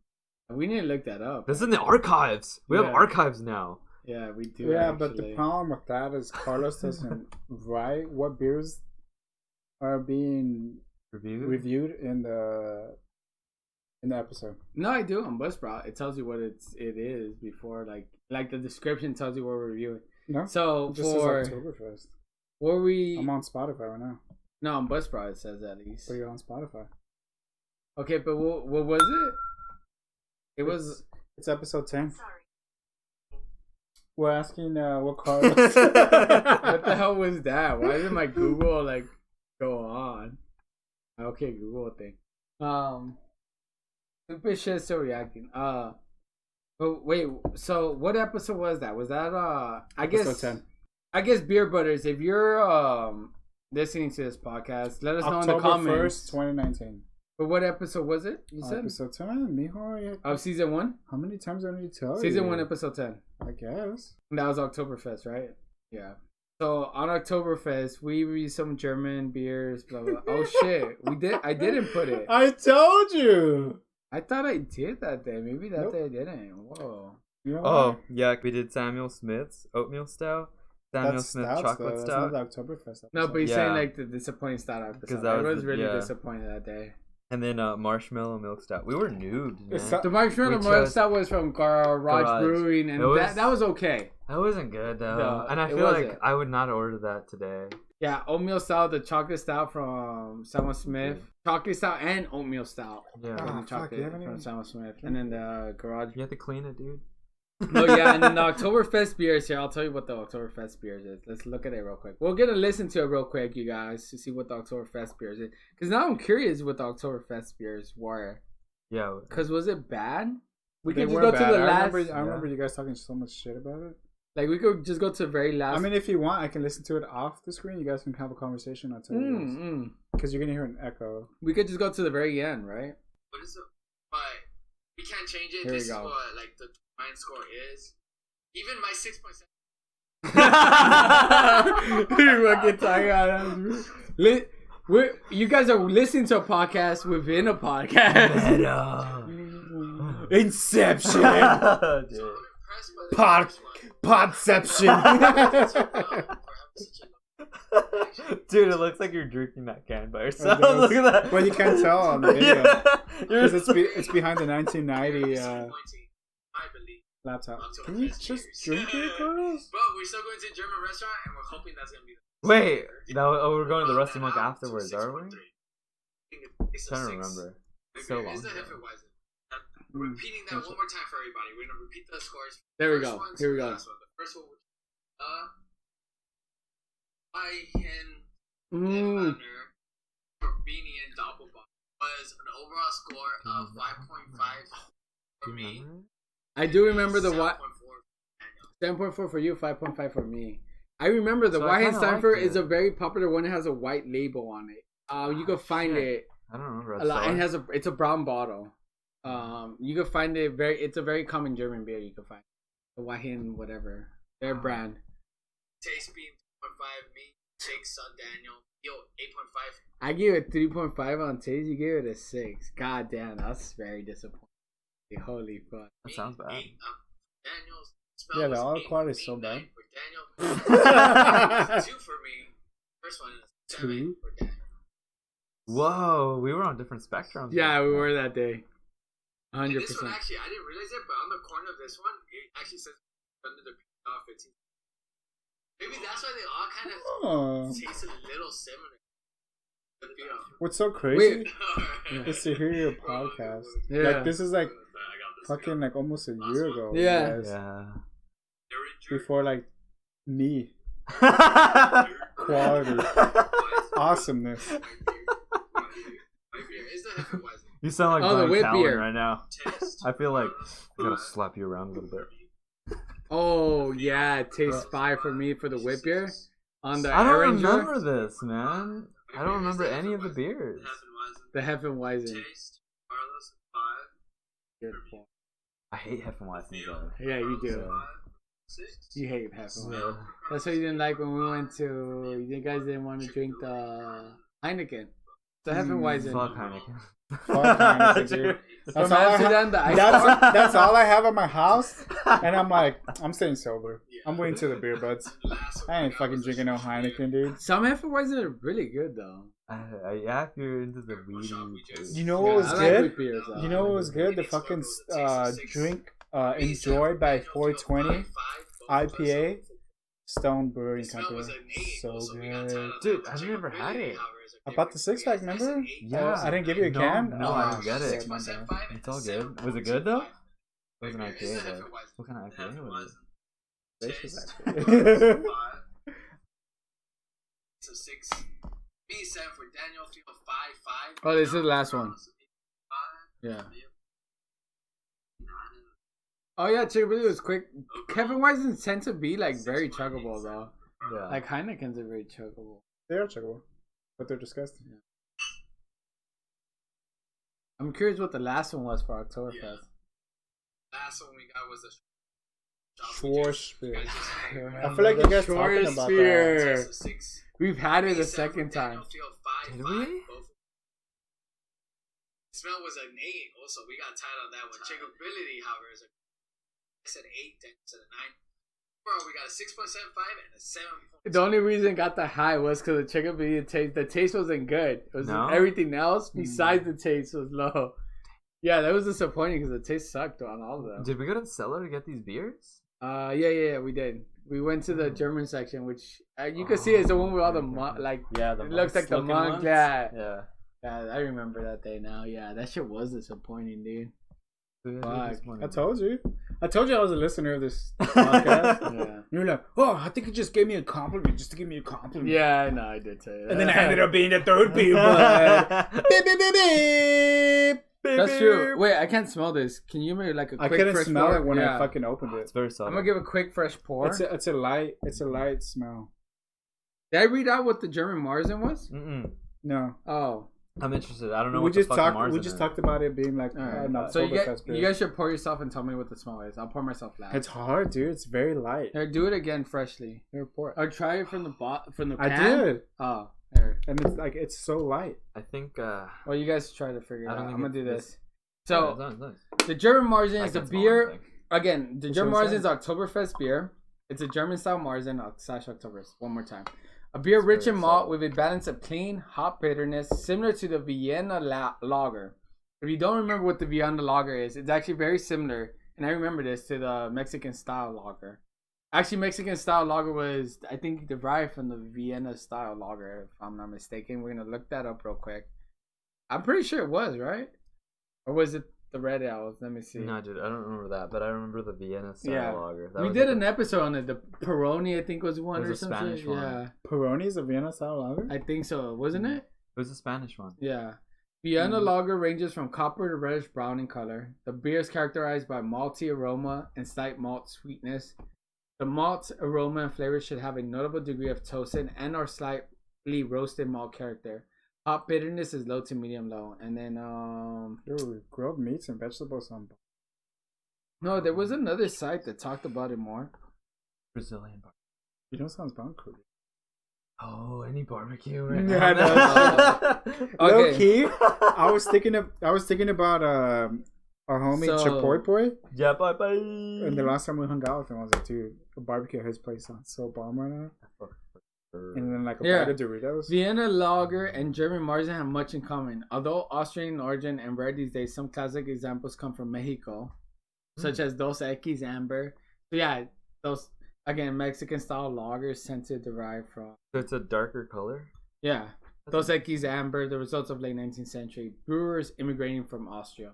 Yeah, okay. Austria. So we were kind of on the mark. What's up? I don't always drink beer, but when I do, it's Dos Equis. Dos Equis. You gotta say it like that. Going back Wait, what to accent is that? Like that's from the Connery, commercial sort of? guy. No, I know what. The commercial, but like, where's he from? You know where he's from? Stay thirsty, my friend. So the German style Marzen / Oktoberfest beer is most a beer. interesting man in the world. It is a beer rich in malt with balance of clean hop bitterness. Oh yeah, I started this similar to the Vienna lager, and this is the continuation Vienna, of before. right? Yeah, It's like almost like a Vienna. yeah. That's exactly what I was thinking. Even though it has nothing to do with beer. So continuation from the previous part, which is toasted bread or biscuit-like malt aroma and flavors to be expected. Biscuit. So flavors to be expected It's just comparison to a toasted bread or biscuit-like malt aroma. It's gonna be flavorful like that, supposedly. Originating in Germany, this style was traditionally brewed in the spring. Marzen meaning March. So Marzen in German. March. Oktoberfest. Yeah. We gotta go there. We're the Beer Buds. Yeah, There's do. no excuse for us not to do But that. next year, because we went this year to a trip anyways. Yeah, next year. Yeah. And aged or lagered throughout the summer. A stronger version was served at an early Oktoberfest celebrations and became known as Oktoberfest. Today, the festival's version of an Oktoberfest is quite a bit lighter than what American craft brewers consider an Oktoberfest. That's confusing. So today, the festival's version of an Oktoberfest is quite a bit lighter than what American craft. So what we brew is actually darker than what now is considered an Oktoberfest beer in Germany. I mean, what does not? America takes it to another level. Yeah. I just think for everything. Can I say something? Yeah, go for it. This beer, just in case you're listening to our podcast, it's me, the spokesman of Dos Equis. This beer, because my family owns a bakery, it smells like a fresh biscuit coming out of the oven. So the category for this beer is a dark lager. That's good. It is pale in comparison of a 4 to 14 SRM color score. Right. Which, if you guys don't know, again, this is beer enthusiastship, but like, we don't really care about this that much. But if you care, SRM refers to a beer's color. A very pale beer, such as American wheat, typically has an SRM of 5, while a dark colored stout is usually in the range of 25 to 40. So this is from 4 to 15. So it's very, I mean, it's not very light. This one's. But it's probably in the high end of that light colors, so it's like a brown. I thought it was a brown ale. Yeah. What's crazy is like the scale. It's pretty big. It's pretty big. Yeah, the range, and the spectrum. Yeah, the spectrum of like the color. Yeah. In versus like the American IPA, this is like darker than the one that we just had. The Greenleaf IPA, this is way darker. Yeah. And then the IBU for this is, again, IBU is a measure of hops, which is a contribution to a beer's bitterness. A lot of times this is bullshit, in my opinion, but it's 18 to 25. And then the alcohol concentration for these beers tend to be from 5.1 to 6%. And the glassware and serving temperature is a flute. And it's a 45 to 50 degrees Fahrenheit. What is a flute? A flute's kind of like a... It's an instrument. the shape of the glass is almost like a flute? Hourglass. Almost, but like the top part is very thick, and then only the very bottom has the hourglass feature. You know, the curves. Wait, it's kind of like a quack. Yeah, kind of similar to the quack. Glass. Yeah, it's almost similar. A little bit, yeah. But except that it's not rounded at the as bottom. thin. Yeah, it's not as thin at the bottom. That's interesting. So but now we gotta get flutes. Yeah, we gotta get different ones. But yeah, and the food pairings are kielbasa, which is a kind of sausage from Poland. It's and then also jalapeno jack and a coconut flan. Ooh, coconut flan sounds amazing actually. Examples could be like Rhino Fest, Lost Rhino Brewing Company, the Shiner Oktoberfest from Spotzo Brewery, and the Fest beer from Whittier Brewing Company, which I think I've actually had the Fest beer from Whittier Brewing Company. Interesting. Like, you know, when onto damn, it's been a long time. Once this shit's over, I want to go back and get like flights. Like this podcast? Yeah, no, tell me about it. Like it. But yeah, so that's been the German style Marzen, which is an Oktoberfest beer. I didn't know. I never knew. And I'm glad I learned something new today. Can I say something? Go for it. I'm glad we saved this beer for last. It's good. I just want to say that. Like it's a well-rounded beer. I'd buy this like a 12-pack. Oh yeah. It's good. That's why we also said it, because I know I've tried this one before. I know it's good. Like I love the Greenleaf IPA. But the Marzen Attacks is like so light, so crisp, so delicious. They definitely improved their like ability of brewing the beers like 100. Like I don't know why Carlos made the head brewmaster cry. I mean, did he improve his beers? That is true. I will say this: the smell is not strong or pungent, and you can't really smell anything. That's not a bad thing, but for people who like smells of beers, it's not a good thing. Yeah. So I'm just gonna give it a 5. I can't smell anything. I mean, I can smell something, but what I smell is maybe alcohol with very slight. For me, the smell is more like a biscuit smell, so it smells. Oh yeah, because you're in the brewery. Yeah, that's right. The bakery. Yeah. Baking. Baker. Brewery, bakery, same shit. Same shit. You guys both use yeast. I think for me, the smell is a 7. It's a nice smell. It's different. You smell super like loud. I know. It's like he's breathing hard, like he's having a heart attack or some shit. Like Eric playing video games. Yeah. Like Trump when he makes a speech. For taste though, the thing is, I never had a German Marzen. This is my first German Marzen. Me neither, man. I have had Oktoberfest beers though. Personally though, I just gotta say I like the taste. I'm gonna give it a solid 8. I think it deserves a solid 8, and a solid 8 beer is definitely something you're willing to go back to and drink again. I shouldn't that same shit. Mm-hmm. For taste, right? Yeah. Yeah, I give it an 8. And it's funny that I think I was surprised that they would actually do a beer like this too, because like especially like a new brewery to do like a beer that's been done and done and done like over and over again. It's pretty cool to see that they're like we're gonna do our take on it. Yeah. That's pretty fucking cool, and it's really fucking good, and it's the cheapest beer they have there. Yeah. So every time They I did a go good there, job. I agree. I mean, the thing is, I don't think we have enough experience with German Marzen, even Oktoberfest beers, to actually be good critiques of it. But I think, personally, like we've had previous, at least maybe 4 or 5 Oktoberfest beers, and this is definitely, to be honest, the best one we've had. I've never had a good. I've liked. I think What about all the times you go to Rusty Monk? they were Polish. No, some of them are Belgium, but there's also the German beers that. Oh, and yeah, Belgian beers. Yeah. I've never had a good beer that I like. I mean, Quack? sorry, no, the Quack. German German beer that I liked. I have. I can't remember the name of it. We need to go to Rusty Monk Yeah, again. Yeah. 'cause, dude, all the weird German beers that I have, I'm like, oh, not that good. Yeah. But like, this is the first really, really. I feel fucking like good German one. beers too, though, are very light in comparison to other beers. Like other German beers, I remember the wit beer. Oh, that's the thing. Yeah. I might be wrong. I don't know. I do think they are wit I don't know, man. I haven't been to the Rusty Monk in a while. In a while. And what's the other one? The fucking sausage place? Wurstkursch. Wurst. They have a lot of German I beers love there. Wurstkursch. Have you been there? We Yeah, gotta do a dude. Beer Budz trip. Yeah, We do have we've to go been there. there. I And we love gotta the get feel of the this. Steins with the big ones. I give it an 8. I actually like the feel of this. But then again, there's a lot of Polish beers there too, and Belgian beers. So it's Mm. kind of weird to know which ones are German. They probably categorize it. I hope They so. do. Like Rusty Monk categorizes it. I give it an 8 for feel though. To our listeners, if you ever go to Wurstkursch, don't go right before they're closing. I went right before they closed. I had the sausage; it was delicious. Then I almost shit myself. Which one did you have?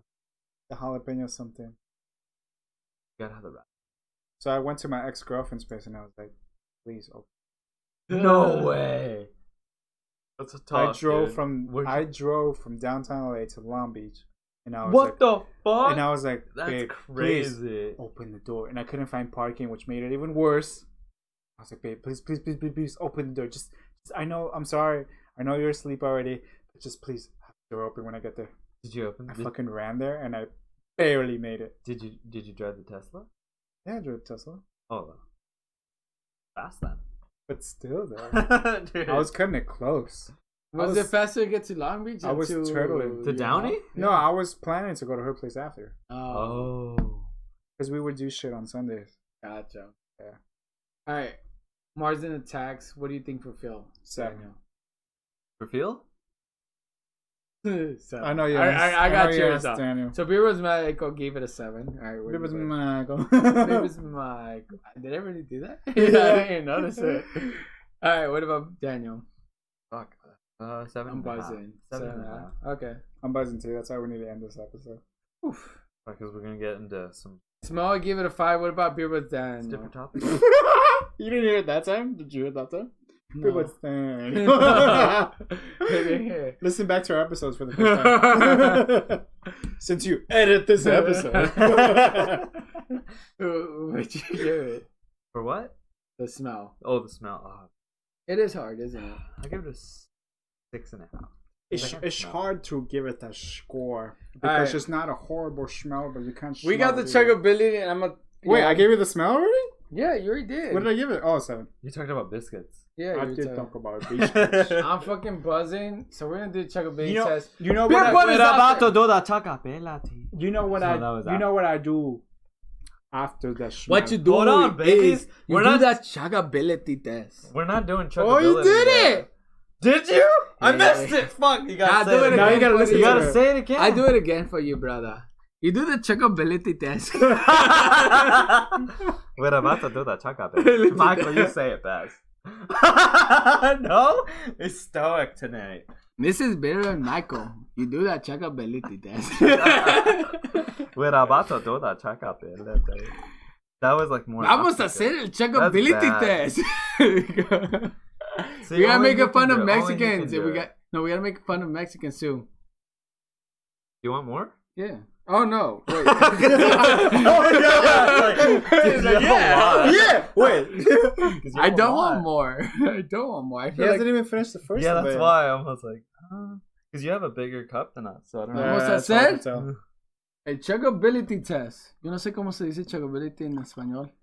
If you guys don't know, someone speaks Spanish here. Some of us speak Honduran, but you know. Don't insult him. I thought it was you because your wife's Honduran. Oh, I'm not though. I live in a place with a proper runway. I think I'm gonna start my own beer podcast. Yeah, let's go on a double beer podcast in a week. Holy shit! Can I be a guest on Michael's beer podcast? Yeah, Michael's Beer Budz. I'll be like, Michael, do you know that way? It's like 1 million views. Oh shit! All right, we're gonna do checkability. God, this is a lot. For Get checkability. your. I mean, I think it's pretty hard to find a German Marzen. I don't know where you could get German Marzen. I mean, Oktoberfest beer. Get an Oktoberfest Just get an beer. Oktoberfest beer. If you're in the area, if you're in Whittier, Grab stop it. by, get a little can of 'Cause it's- Marzen Attacks. I am gonna 32 put this ounce. on Instagram. I mean, there's no point me telling people that because Some people what? I'm gonna put it on Instagram because they're really gonna be drinking it. But I'm gonna put. Point is, if you're drinking, you already know this, but I'm gonna be posting this on Instagram. What beers we tried. So if you want to listen to the episode and try the beers with us and do the checkability test with us, then you could do it. So I'm gonna be posting each beer we did today, and maybe you could go out and try it out yourself or get something similar. But yeah, Hold on, the Marzen was originated in Bavaria. German. Germany. Is Bavarian No, pretzel. Bavaria. Yeah. That's why I wanted to go to Germany for the Yeah. Bavarian pretzel. Fuck, that's what we fucked Yeah. up, man. We didn't fuck up. because remember We couldn't. they had high counts of coronavirus when we wanted to And go. the price of the Oh, ticket was really? way more expensive. And it was too. like double the price Yeah. of or us going triple, to- like fucking triple, it was a yeah. lot Okay. more. It was like 100 something. Ryanair. We could have taken Ryanair, boys. We could have taken. I knew it was irresistible. So we're about to do the checkability on the Marzen Attacks. Martians attack! Pew, pew, pew, pew. We're gonna do the clink, boys. Ready?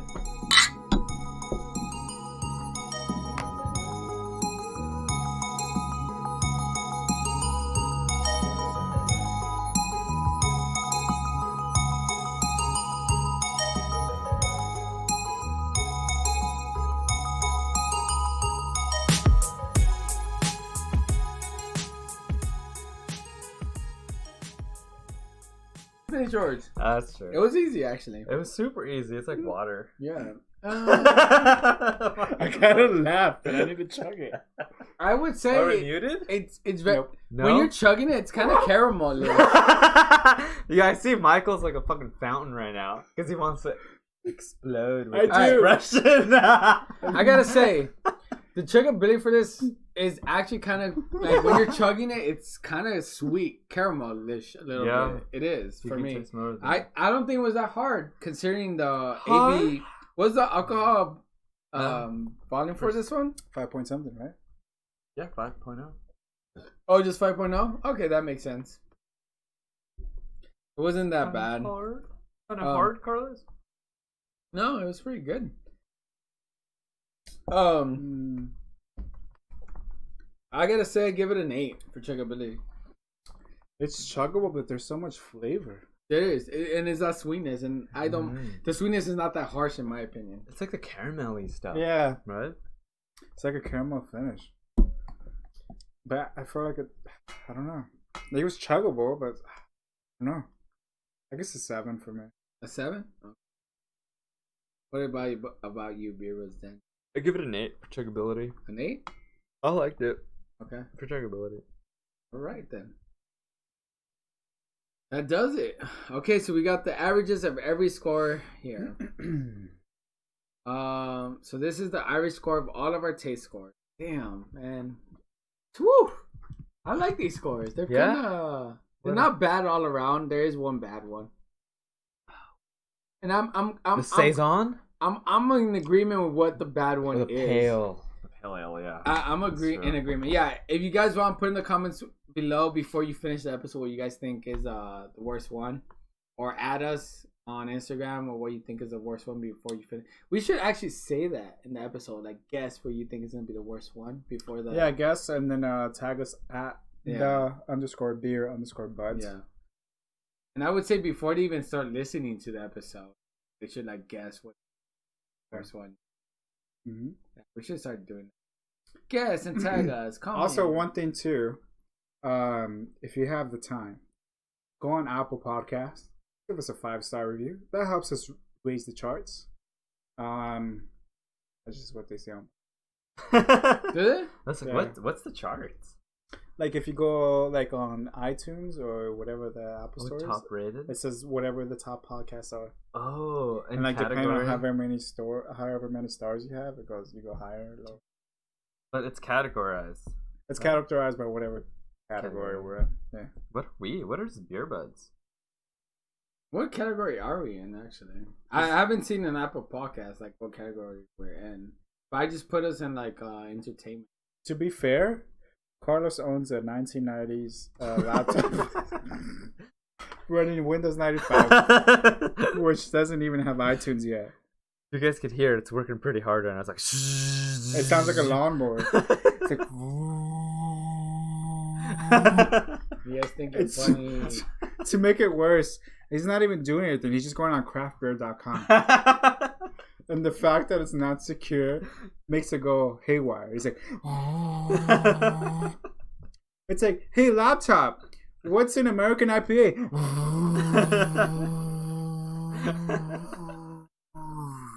You guys are funny little individuals, aren't you? You guys think you're hilarious. The good thing about the 1990s laptop is Carlos can also use it as a lawnmower. As a lawnmower.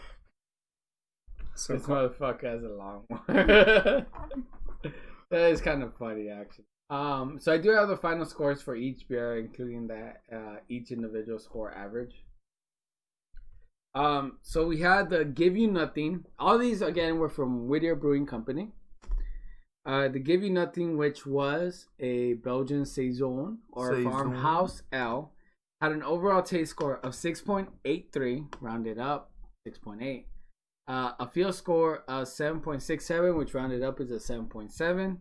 A smell score of 7.33, rounded down, I guess, would be a 7.3. A checkability score of 7.17, rounded up would be a 7.2. Overall score of 7.25. You round that up, that is a 7.3. Not bad, right? I mean, we could just leave it at 7.25, actually, I would say. What are you, a teacher? I think, no, I'm just saying. Sounds like so teachery. Yeah. Not bad. Not bad. The next one we had was the Marzen Attacks. Wait. Yeah. That can't be right. That's right. Oh, shit. Wow. Okay. The Marzen Attacks had a taste score average of 8 among the beer buds. A field score average, of 7.5. A smell score average of 6.2. A drinkability average of 7.7. All these are rounded up or down, obviously. And then the overall average of 7.35. Okay? Or if you round it to the nearest, it'd be 7.4. Yeah. But we're just leaving those N ones at 7.35 because I think it actually matters because of the similarity. Sure. So Greenleaf IPA, overall average for taste score was a 7.5. Right behind the Marzen Attacks by only 0.5, by the way. Wow. Field score of 8. Right. So I had a higher field score than the Marzen Attacks by 0.5. Right. So all of a sudden now they're equal, right? Yeah. A smell score of an 8.3 compared to the Marzen Attacks was a 6.17, which was rounded to a 6.2, and a checkability of 7.8. A what? 7.8. Checkability. Checkability. Checkability. Overall average, giving it a 7.9. Which, if you think about it, it's almost a certified checkout Beer Budz. Yeah, it is actually. It's almost a certified Beer Budz score actually, because when you get a solid 8, that's certified Beer Budz. You got the stamp overall of approval. average. Yeah, Stamp of Beer Budz approval. Yeah, even from Carlos, which is very hard to get. The Paledelphia had an overall taste score of 5.3, a feel score of 5.3, Sounds about a right. smell score, of 5.3. Sounds about right. And the chuggability of 6.8 overall. And then the average was 5.675. We are gonna round this one up to 5.7. So we round all these scores up. We got a 7.3 for Give You Nothing overall, a 7.4 for Marzen attacks, right? And then we got a 7. You should just leave it there. Yeah, that one should just be left there. A 7.9 for Marzen attack. For the Greenleaf IPA, and then a 5.7 for the Paledelphia. So the winner of tonight. Sorry. No, you're good. I just wanted to cut you off just because I wanted to. Do it. Is the Greenleaf IPA with a 7.9 score. Yeah. So they're the winner of tonight. Yeah. Loser was the Paledelphia. Of course. Who were very. Actually, it's not the worst score. We had way worse scores. No, you guys have had with a kind of respectable score of a 5.7. Yeah, it's not bad. It's whatever. You're not gonna be impressed, nor are you gonna be disappointed. You're gonna be like, it's okay. It's expected of a pale Yeah, ale. exactly. Yeah. It's like being married to Carlos. You're not disappointed, but you're not excited. You're just like, yeah, all right, this motherfucker. But I do want to say the highest taste score we did have. Let's just go off which ones had each highest score. Was Marzen Attacks had the highest taste score of an 8. Second in line was the Greenleaf IPA with 7.5. Highest feel score was an 8 with the Greenleaf IPA. Second in line was the Give You Nothing Belgian Saison, actually was 7.7. Highest smell score was the Greenleaf IPA. Again, so this is why it won. It got 2 scores really on top. high, Yeah. That The smell score sense. got an 8.3. And the highest chuggability, actually got 3 scores high, was again the Greenleaf IPA. With the second line being the Marzen Attacks with chuggability. Second line for the smell score, by the way, I didn't say, was the Give You Nothing, the Belgian Saison was 7.3. Well, yeah. that makes sense. Yeah. But overall, I'll tell them we didn't do too bad. Three out of the 4 beers got between 7 good. and 8. I'm surprised by these scores. Yeah. From the first time that we went. Yeah, the first time we went, they went good. When they did their soft opening. Yeah, that's we are now. Wow. Yeah, that's they've good. improved. Good job, drastically. Whittier. Which a 7 would be considered, let's say, a 5. If you were put it to a spectrum of 1 to 5 stars, like Beer Advocate gives them like a 3 point something generally, right? Yeah. So if we were to put in that scenario, right, 2.5 would be 5. But would be a 5 out of 10. Because 2 would be 4 out of 10, right? So 2.5 would, so then a 3.3 would be, a 3 would be 6. A 3.3 would be like 6.66. So we're almost actually kind of similar to what Beer Advocate scored some of these beers. Yeah. Except we're not We're a little bit, assholes. yeah, exactly. We're a little bit higher. We're actually at the 3.8 scoring, actually. Closer to 4. Because we're almost hitting 8 on some of these. Yeah. But yeah. So that's it. So you guys, this has been season 2, episode 10 of the Beer Budz. You can follow us on Instagram individually. You can follow us individually sexy motherfucker over here Beer Budz Carlos with this fucking massive gains thanks to Athlete X. 3 months, baby. He's got his 8-pack. He didn't take off his shirt because he had a skirt on right now. Oh yeah. We got Beer Budz Daniel over here to my left. If you're looking at the video, or right, or is it right? Is it right? I don't care. Anyways, you can follow me at Beer Budz Michael, and you can follow the actual podcast at _beer_buds with the Z, and it's the same thing for each of us individually. Beer Budz with the Z, and then each of our individual names: Carlos, Daniel, we all have and Michael. underscores, don't we? We do not for our names. Oh yeah, right. Because we're awesome. And you can follow us on Facebook. You can follow us on YouTube. You can also follow us on Twitch too. We're called the Beer Budz. We're called the Beer Budz on Twitch. and you can see us on live stream and hopefully comment and follow us and stuff. Unfortunately, our sexy Beer Buds to the left and right and me in the middle, we're not wearing our Beer Buds shirt, but if you're interested in merch, it's being cleaned. We have a black shirt with a white design and a white shirt with a black design. And if you're interested in buying the merch, you can send us an email to the Beer Buds.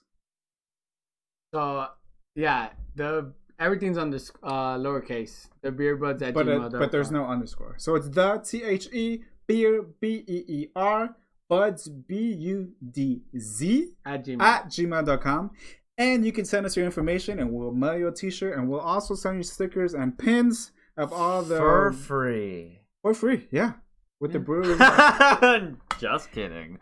So yeah. Extras, yeah. So if you're interested in a shirt, we'll get a shirt done for you, and we'll send you extra pins from Allagash Brewing.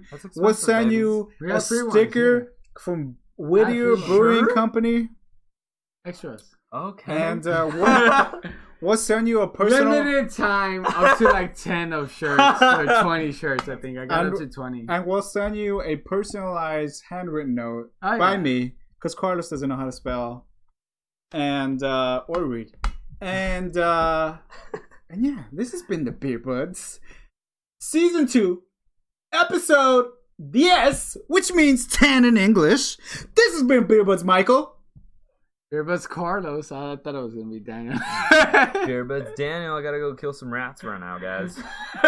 Gotta go clean the bar after all this mess we made. It actually looks like we're cleaning it. It does look like. And we'll see you on the next one. Boop.